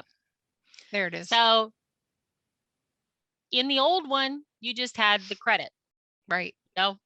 for these courses. Now, when you set these up, I can say I have a math group. And within that group, I have a math algebra group instead of just a course requirement. So because I called it a math group, when I open it up, I can say they need the algebra credit, plus they need to pass the end of course test to meet that requirement. So that's where this testing comes in a little differently. If you have an end of course for a certain subject, you may want to separate that subject out as its own group and have it within that group a core or credit requirement plus the test requirement. And then you can say they must meet both to have met what we require. You can add waivers to tests too. I know Susan talked about, there was sometimes you could waive a end of course test if they had certain grades. So you could set up waivers on tests and say, okay, they don't need this if this happens. So this is kind of where I said that, you can really get a lot bigger in here and make it match some of those state requirements as well. Yeah, I think the thing to remember about the tests, this is not coming again from the state tests. This is coming from the core PowerSchool test, which is the test results screen on your students. Right. So when you have a student, and it's very easy to import those tests into that. So if anybody's interested in using that piece with that new testing component, that will make a difference as to how this new grad plan would be set up. So something you want to put into your planning, do I want to show those tests? Am I currently showing anything on the test results screen? Do I need to start importing into test results screen, show those tests, like Laura showed you on the math, and waivers as well. So you kind of have to have an idea going in what you're going to want to set up. Definitely key. If you're not using test results, just putting everything in the FA, you're not going to be able to use it right out of the box. You're going to have to start importing some tests and entering test scores for these students into test results to make that work. That's the bad. Right, let's show that plan again. Right, some other things that I think are important, we mentioned a couple of them. First of all, this too is what the parent sees. It's something brand new to them, so they've never seen this. Maybe they continually saw the historical grad plan that's set up, that you currently have set up. So it's important maybe to send a blip out or put, something on the parent portal page when parents cite on it, that if they're looking at the grad plan progress, it's new, maybe with a few brief instructions on how it works and how it looks. Harley, I'm thinking, did we not find that PowerSchool has not updated that and it's still showing the historic? No, it looks fine in the parent portal. What's occurring though, and that's a good segue, Laura, because I had that on my list to talk about, is on the teacher portal itself. that customization that shows Okay. the grad plan progress on the teacher portal will continue to show historical right now. We have that as on one of our tasks to take a look at that customization that's sitting out there and try to get that updated to show any plan, whether it's current or historical, that might be sitting out there. But right now, that is a known issue. Thanks, Laura. The other thing I think to remember, this does show completion just like it always did. Laura, what I want you to do is go down to the bottom here of this plan. Will it let you go further down? Are you down as far as you can? Has the student met? Are there no unapplied credits on this, kiddo?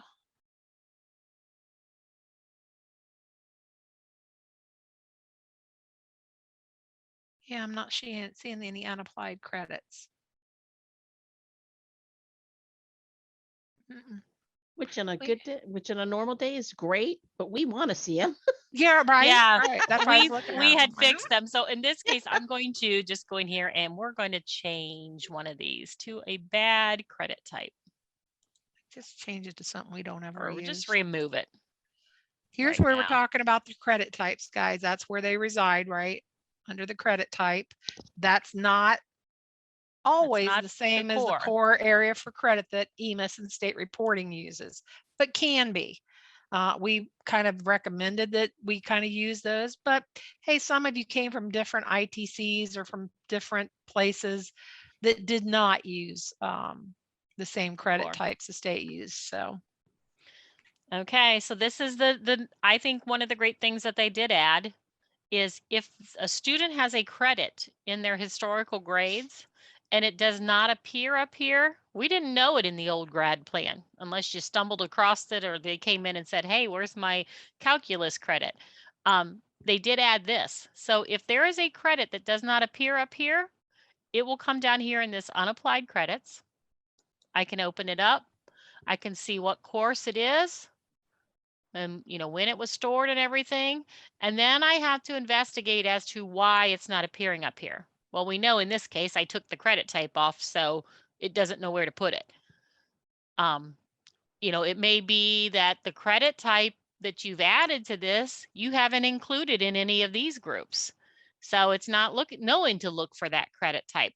So this is kind of a good way to check some errors and why things aren't appearing.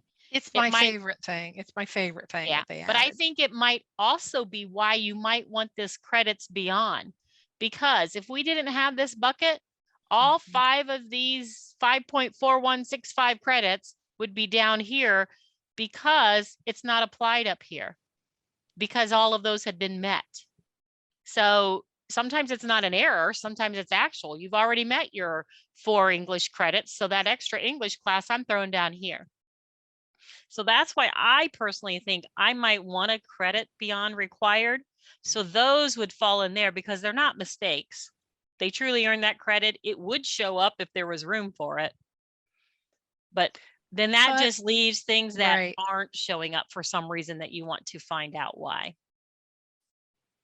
It's a really good tool, I think, to use to troubleshoot, right? Why it's not showing that unapplied credit.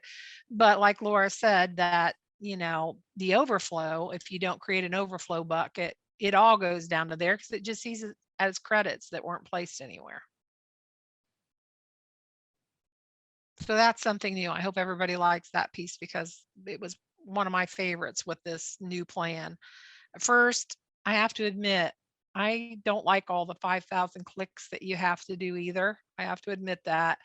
But this piece alone, the additional information for the unapplied credits, I love that piece. Okay. And I think Laura showed you where you can find it. You just click, like Sorry, she said, I was on mute. I was gonna say the other thing I really like in this one that, the clicks aside, but that you can add the end of course as part of your requirement. So not only do they have to take biology, but they also have to pass the end of course test. The only other difference that really applies on this page is if everybody remembers on the old plans, if you had students on multiple plans, maybe you had them on 2 or 3 grad plans that you are created so that parents could see the difference in the plans. Some of you didn't go into that much detail to try to even make more than one plan, right? One plan was enough. But if you did, and some of you did, to view the additional plan, if the student had any, there's a link rather than it showing all on one page. On the link at the top on the right is to view the additional plan that the student might have applied. So it populates it in a different format. So this student has that historical grad plan because we had her on both. So she's going to show the historic under that additional plan piece. If I had her on multiple of the new plan, it would show those there instead of showing everything on one page. I'm going to try adding an additional.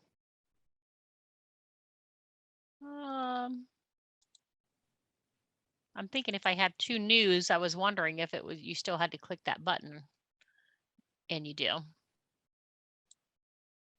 Unless I didn't save it. I didn't save it. Yeah, but you do. You have to click Yeah, on it. okay. I think Elizabeth and I tested that when we were all in the Marion office that day working. So changes, but not like crazy substantial amount of changes. The waiver can still be applied to the students, health piece or phys ed piece. The only big change I think when I look at big changes are that piece about the test results and the testing piece, that it can truly be added and that I can say that they have to achieve both the credit for the course as well as, that testing has to have been passed. And then that component is complete. So that's basically the big new change I think that's here.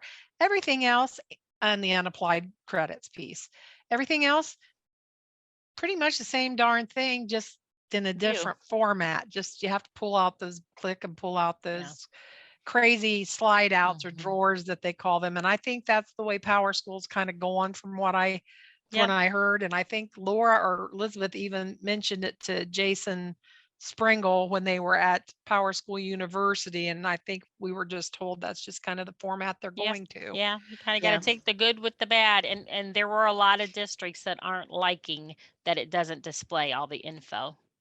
But, maybe if they hear it enough, they'll make some changes, but it didn't sound like it at the moment.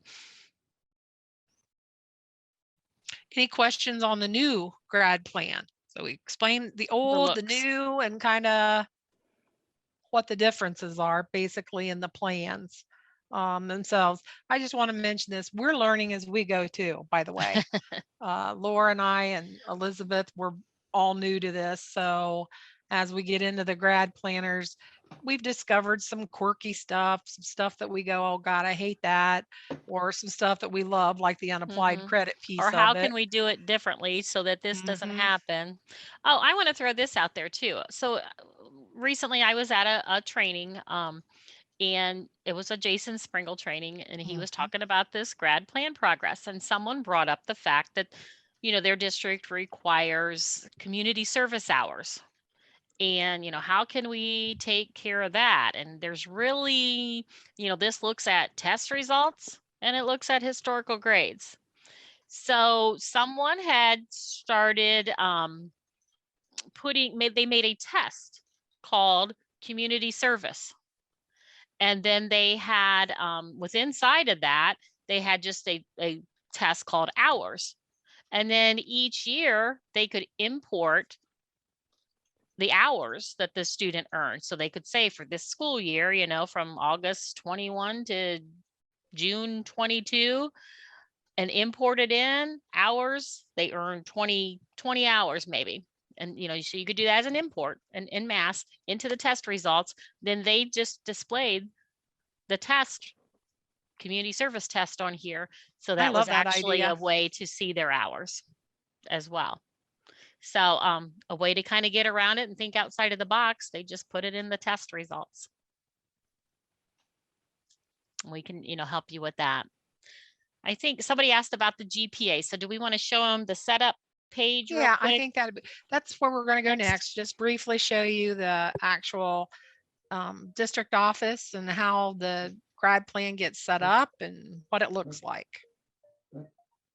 Okay, so district And under courses is your graduation plan setup. Now you see, you still have your historic grad plan. I could still go out here and work on my historical, my old ones, but here's the new, where the new one is set up. Okay, we'll go ahead and open up the one we have just first to kind of look at that page. And you see, it's kind of like an outline. You have your parents, your children, and then I guess maybe these would be called grandchildren, you know, I which is think they're under the siblings, children. aren't they? Well, they're children, Well, these are grandchildren, they could be siblings then. siblings. Those two are siblings. Yeah, 'cause they're so on the here you same got, level. yeah, so you have your parent, your child, your grandchildren, and then these were all siblings because they all live with underneath that child. As you can see, we talked about the math. We did a math. Let me open it up here real quick first. So we had a group. It's called a group here. We called the group math, and requirement logic is it has to meet all of the requirements we're going to put under here. You could also say any, so it could be either or type of a thing. And then it says if we're going to use test scores, do you want the best combined scores from each from all settings, or do you just want the best score for a single setting? So another one of those type of questions. And Rich asked about the reorder. That's what this is. So if I want to move this math, I can come and click here and I say I want it the first child of a certain category here, requirement, or I could say after a sibling and put it there. So that's how you would move it. So if I wanted Rich, to move, it works. It yeah, works. if I This wanted one to works. use math, I'm in the math group, I could say, make it after sibling social studies and save it. And you'll see it moved math now down here after social studies. So it does, we have been finding it moves it pretty well. Where's the create group? That's over here on your ad. So depends on where you're wanting to create that group. Yeah. So it's kind of the same way. Do I want to make a sibling to the deep dive requirements? I would click add here. If I wanted to make a child or a sibling to, or excuse me, if I want to make a child to English, I would click my add here. When I choose add, here's another one of these types of, so I have to do one that's a group, sorry. When I first make like this math, okay, I come here, it gives you more choices now. So this is where we said, you really need to think about all these things and plan it out, because once you choose what type of requirement here you want to make it, you can't change it. So this is where we say you kind of got to really think about it. So if I wanted to add, I could add a requirement group. And that's what this math is, because we have a lot of different things underneath it. So it was a requirement group.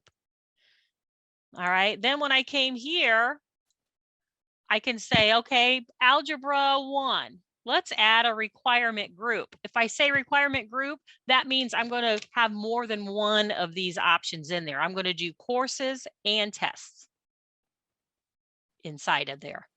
So you make it a group first because you want both things. And then I came down here and in algebra, we made this one just a course group, because this is where I'm showing the credit. So I would have said add, and I only am adding a course requirement here. And then for this one is the test requirement in the drop down. So that's where we're saying that kind of think about this stuff before you come. Do you want to include test scores? So then I need to make things as groups. Which places do I need to add tests? Which places don't? Right.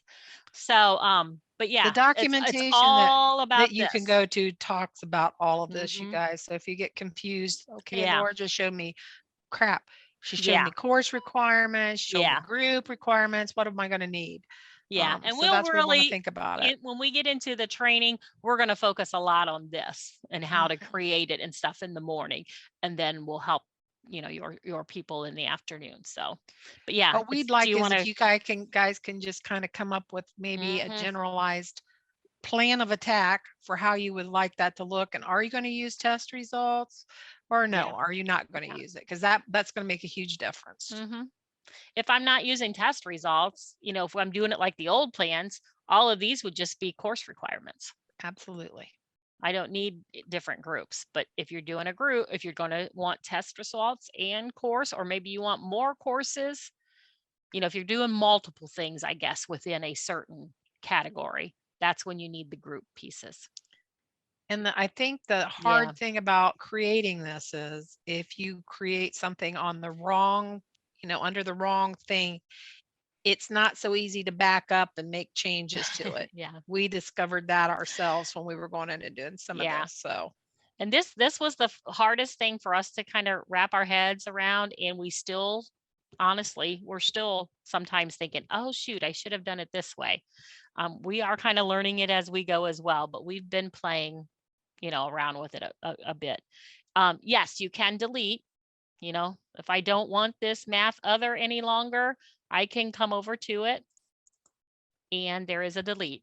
So yeah, if you make one in error, you can get rid of it. Okay. Believe me, we did plenty of that when we first got into Yeah. this a few months back. So yeah. So those of you who created the old grad plans, this is kind of the stuff that was on the left side of the screen. You set up your course requirements, your group things here first. Then you had to go over on the right and decide, okay, how am I gonna now tell it what to put in this bucket? And that's the stuff that's down here. Okay, so once you create all of these, then you can come down here and you can create a course group your credit strategy type thing. Yeah, your strategy. So when I created English, I said, and here's another new thing in the new plan. I can say just certain grade levels. Maybe I only want to pull this English classes from 9th, 10th, 11th, 12th, in 13 grades. You know, I don't want any middle school, even if they got credit, to show up on here. So you can, you know, narrow things down by grade levels as well. Here is if you were going to do by courses. You know, I can say I only want certain course numbers. I can do some filtering and I can come down here and choose those. Let's see. So, you know, it's different ways that you can do it. I could, you know, I could say pull all the credit types with ENG and put the courses on there that way.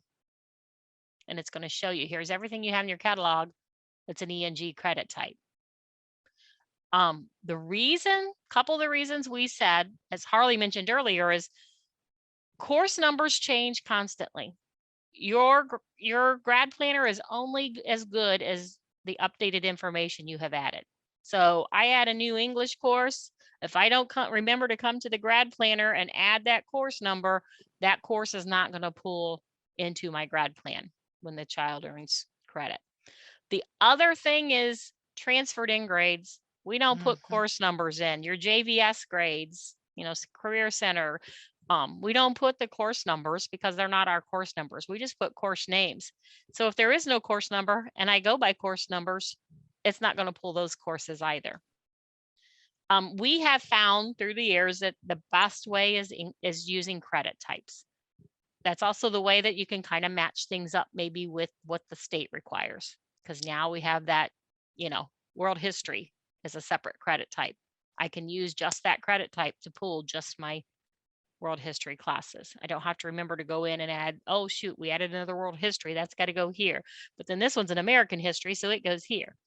If we stick kind of with credit types, we found that it tends to work the best, I guess, and easiest.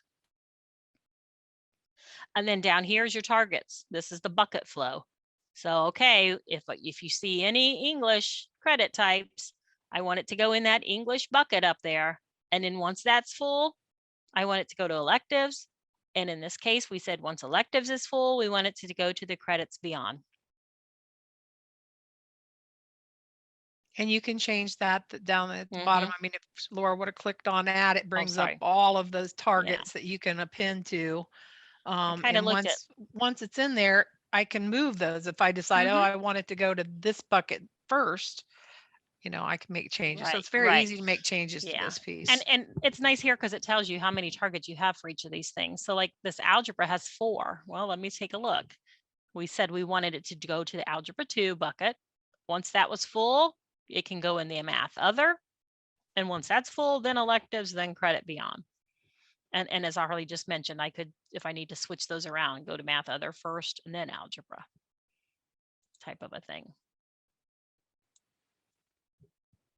So, I mean, you can kind of see why we said, let's, get your group together, talk about them, come up with what you really want. Not only do you want to include the test scores up here, do you down here, the order selectors, we have a lot of discussions like that math or that algebra 2. A lot of times they say, you know what, I don't want it to go to math other, or maybe I don't want it to go to electives. Those are things you have to think about on every one of those as well. The other thing I think we really should show, Laura, are how to create the tests and how to do the waiver. Okay. Just where that resides and what it looks like.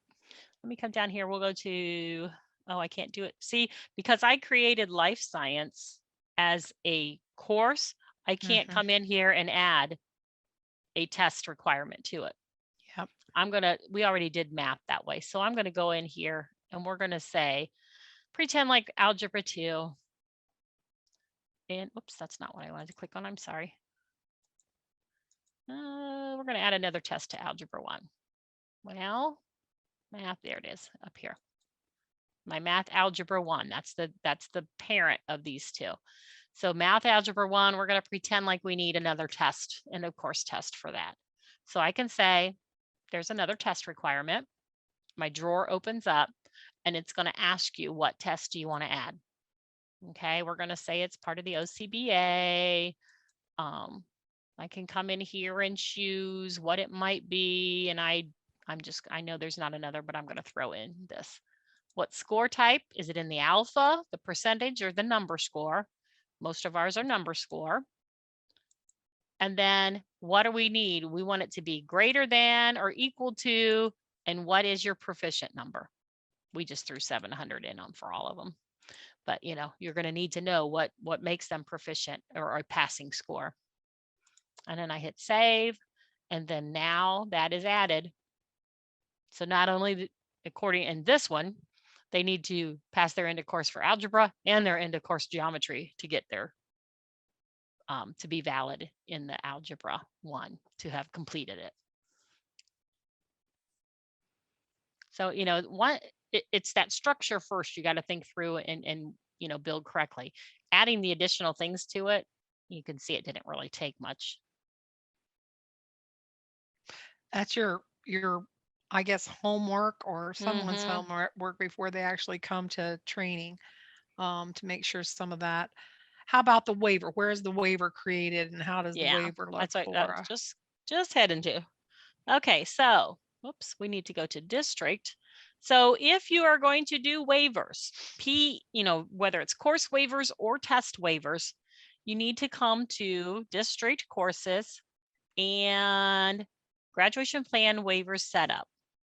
So another thing to think about, we have this set up just with PE waivers.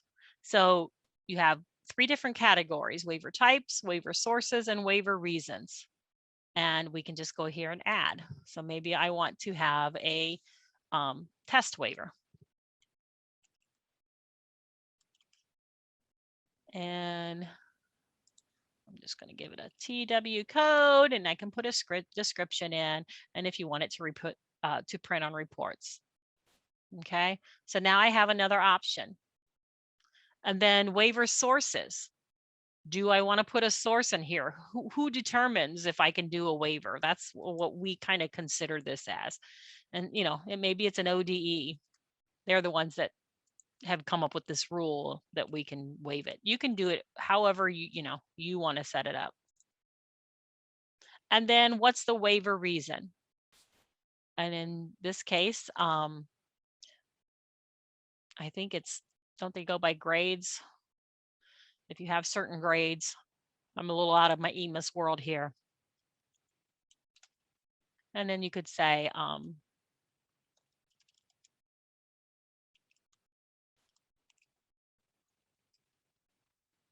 and submit. So now when I go back to that student, go back to my little Anna. Oh, I'm sorry. There's one more step.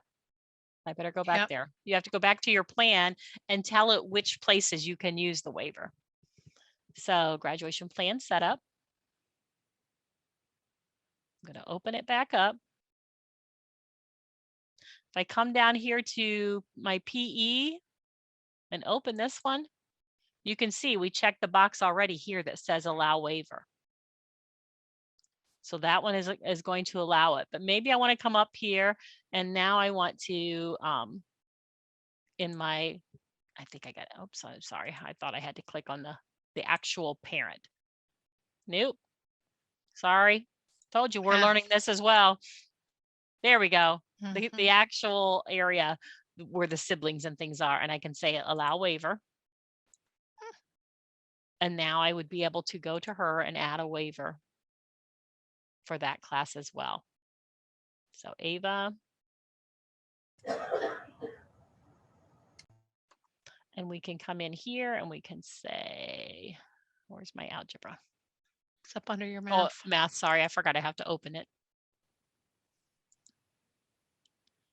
And I can say, click on your algebra 1. That's what I did down here. Right. So this is still just the course waiver? No, add waiver. There we go. Yep.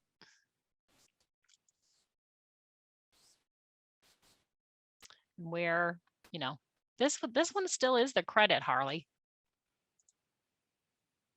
I'm going to have to check on the test waiver. I know you can add test waivers. We did not test this, as you can tell.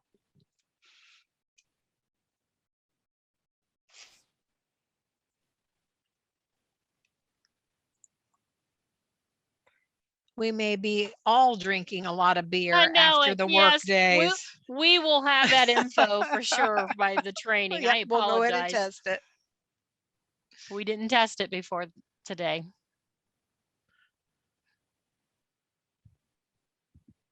So, you know, I guess any questions overall? I mean, we didn't do a deep dive into this, every little piece, but we wanted you to kind of get an overview of how the new one works and think about how you want things set up. And remember, the more children you have underneath a topic, the more clicks you're going to have to be able to see those. Because I have a math category, then within the math category, I have the different areas. Then I click open that to see, okay, why isn't he passing math or algebra 1? Well, it's because he didn't pass his geometry test. All right. Laura, this is Jen. Where do the seals live in this thing? They do not. The seals is all part of the state piece, the grad pathways. This is district requirements, not state requirements. I know you still need to follow the state pieces, but yeah, this is really going to be just for what courses you require them to take, because you may have public speaking, that's not a state requirement, but it's a district requirement. So you could have public speaking on here. So this is really to identify the things that your district requires. We've had districts have to do all kinds of things here just because they do something specific maybe within that building. I mean, a few years back, one of our districts required that all their kids take general math again because apparently they got some low math scores. So they call that out separately with a different credit type and applied it to this just so that would specifically show that's the things your district requires, not necessarily what the state's requiring. Right. This only pulls from, remember, core test results, not the FA, not the state pieces, and historical grades. So it's only going to pull those things. It's not looking at your program codes for those seals and things. It's just not designed that way. Any other questions, thoughts, hatred of the new plan? That's what he said. There's some great things to it, and then there's not so great things. But that's right. That's right. I guess that's anything, new, anything new. And the one last thing we kind of touched on it was that you have historic plans built. You can, they provided a way to what they call promote those. So if I go to, let's go back to the plans here, and we'll show you that real quickly. I would be careful about this until you're ready to actually do some work on them, because they don't always come over perfect. So if I go to a historic grad plan and I choose one of these, so we're just going to grab one of these down here. And when I choose it, oops, I chose the wrong place. I always want to choose the wrong thing. I need to choose this all years.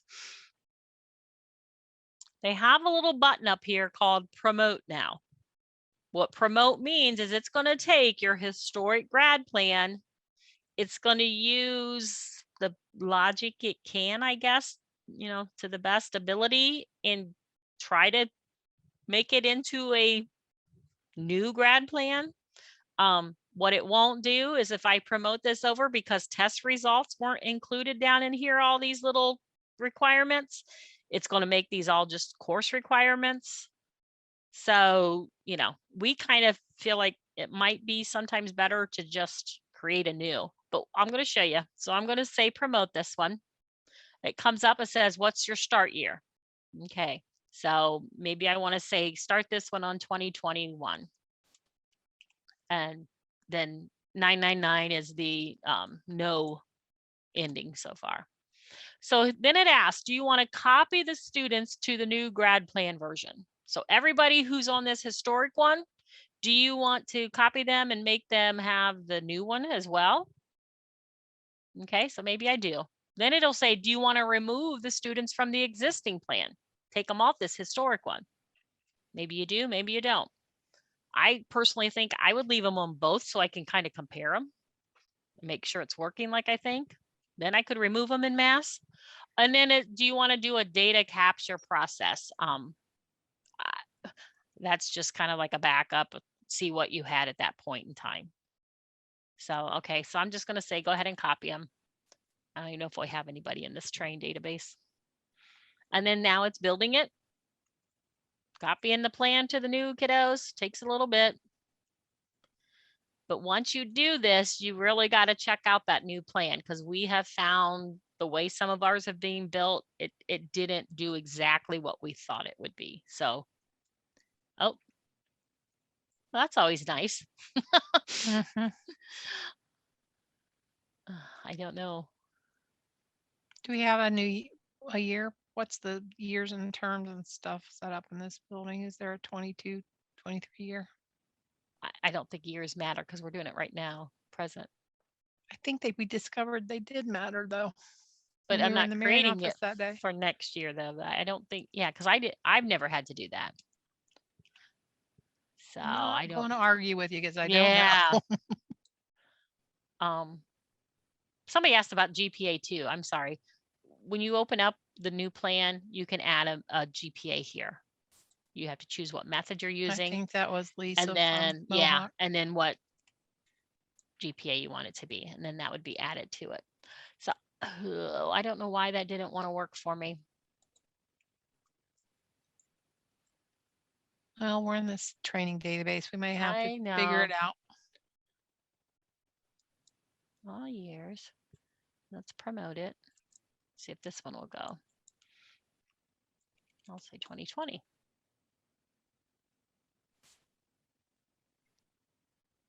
Okay. Thanks, Kim. If you have any questions, let us know. Okay, this one promoted it. I didn't tell it to change any people yet. So then I can say go to the new version and it'll take me right there. And then I can start checking it and see what it how it came over. This one looks like it might have been blank. It was probably one we were playing around with.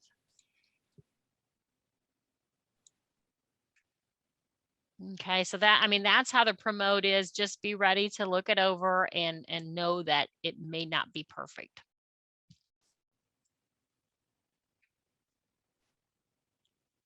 I think the one last thing I'm thinking of that you want to think about and talk about is these new core area for credits. Do you need to create those credit types Do you need to add those to courses? Do we need to fix any historical grades because I want to call my world history out separately, type of a thing? Am I gonna call it out separate? If you are, we got to set it up that way, but just know there's work that we have to do afterwards to correct some historical grades to show that new credit type. Otherwise, it's still going to go to the other. On the courses themselves, I might want to just add credit types. So, in my social studies, if it's an SOO and an SWH, they're all going to go to the same place. So we can maybe fix things that way. It's just something to think about. How am I going to do it? And what do I need to do now with those grades? Do I need to change all the SOOs? Or can I just say, you know what, all my SOOs were the world history. So I just need to add the SWH that I'm going to start using from now on. So, you kind of need to have someone who knows your plan or what your requirements are, I guess, knows about those grades and those credit types, involved in this, and what they need to look for.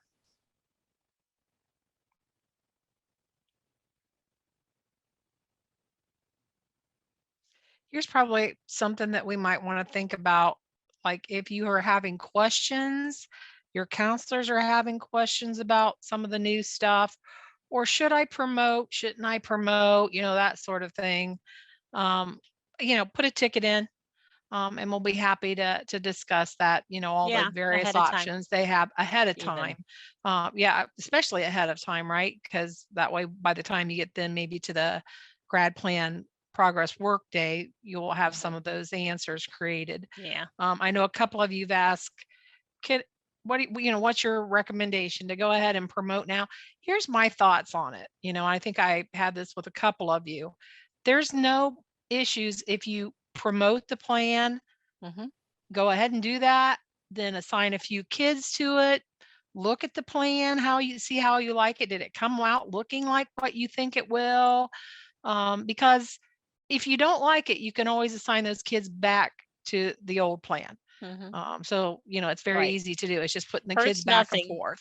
Yeah. It really doesn't hurt anything to promote it because you still have the historic one sitting out there that you could use. So yeah, so I always say, try that. But if you're really hesitant about, gosh, do I, don't I, or you promote it and it looks almost right, but maybe it needs a little tweaking, then put that ticket in and we'll take a look at it, because maybe we can just tweak it very easily for you. And work on it with you at the work day. Good thought. Yeah. Yeah. And there's nothing to say they come to the work day, they don't have all these answers. Something comes up, they're not quite sure. We will always, set up calls to help. You guys know that we've been doing it for the past 2 years now, call after call after call, trying to make sure that we get you guys what you need. So this is definitely no different. Are there any questions, any thoughts, anything you'd like us to cover again? We'd be happy to. If not, we want to say thank you very much for attending this afternoon's session, and we appreciate you guys very much.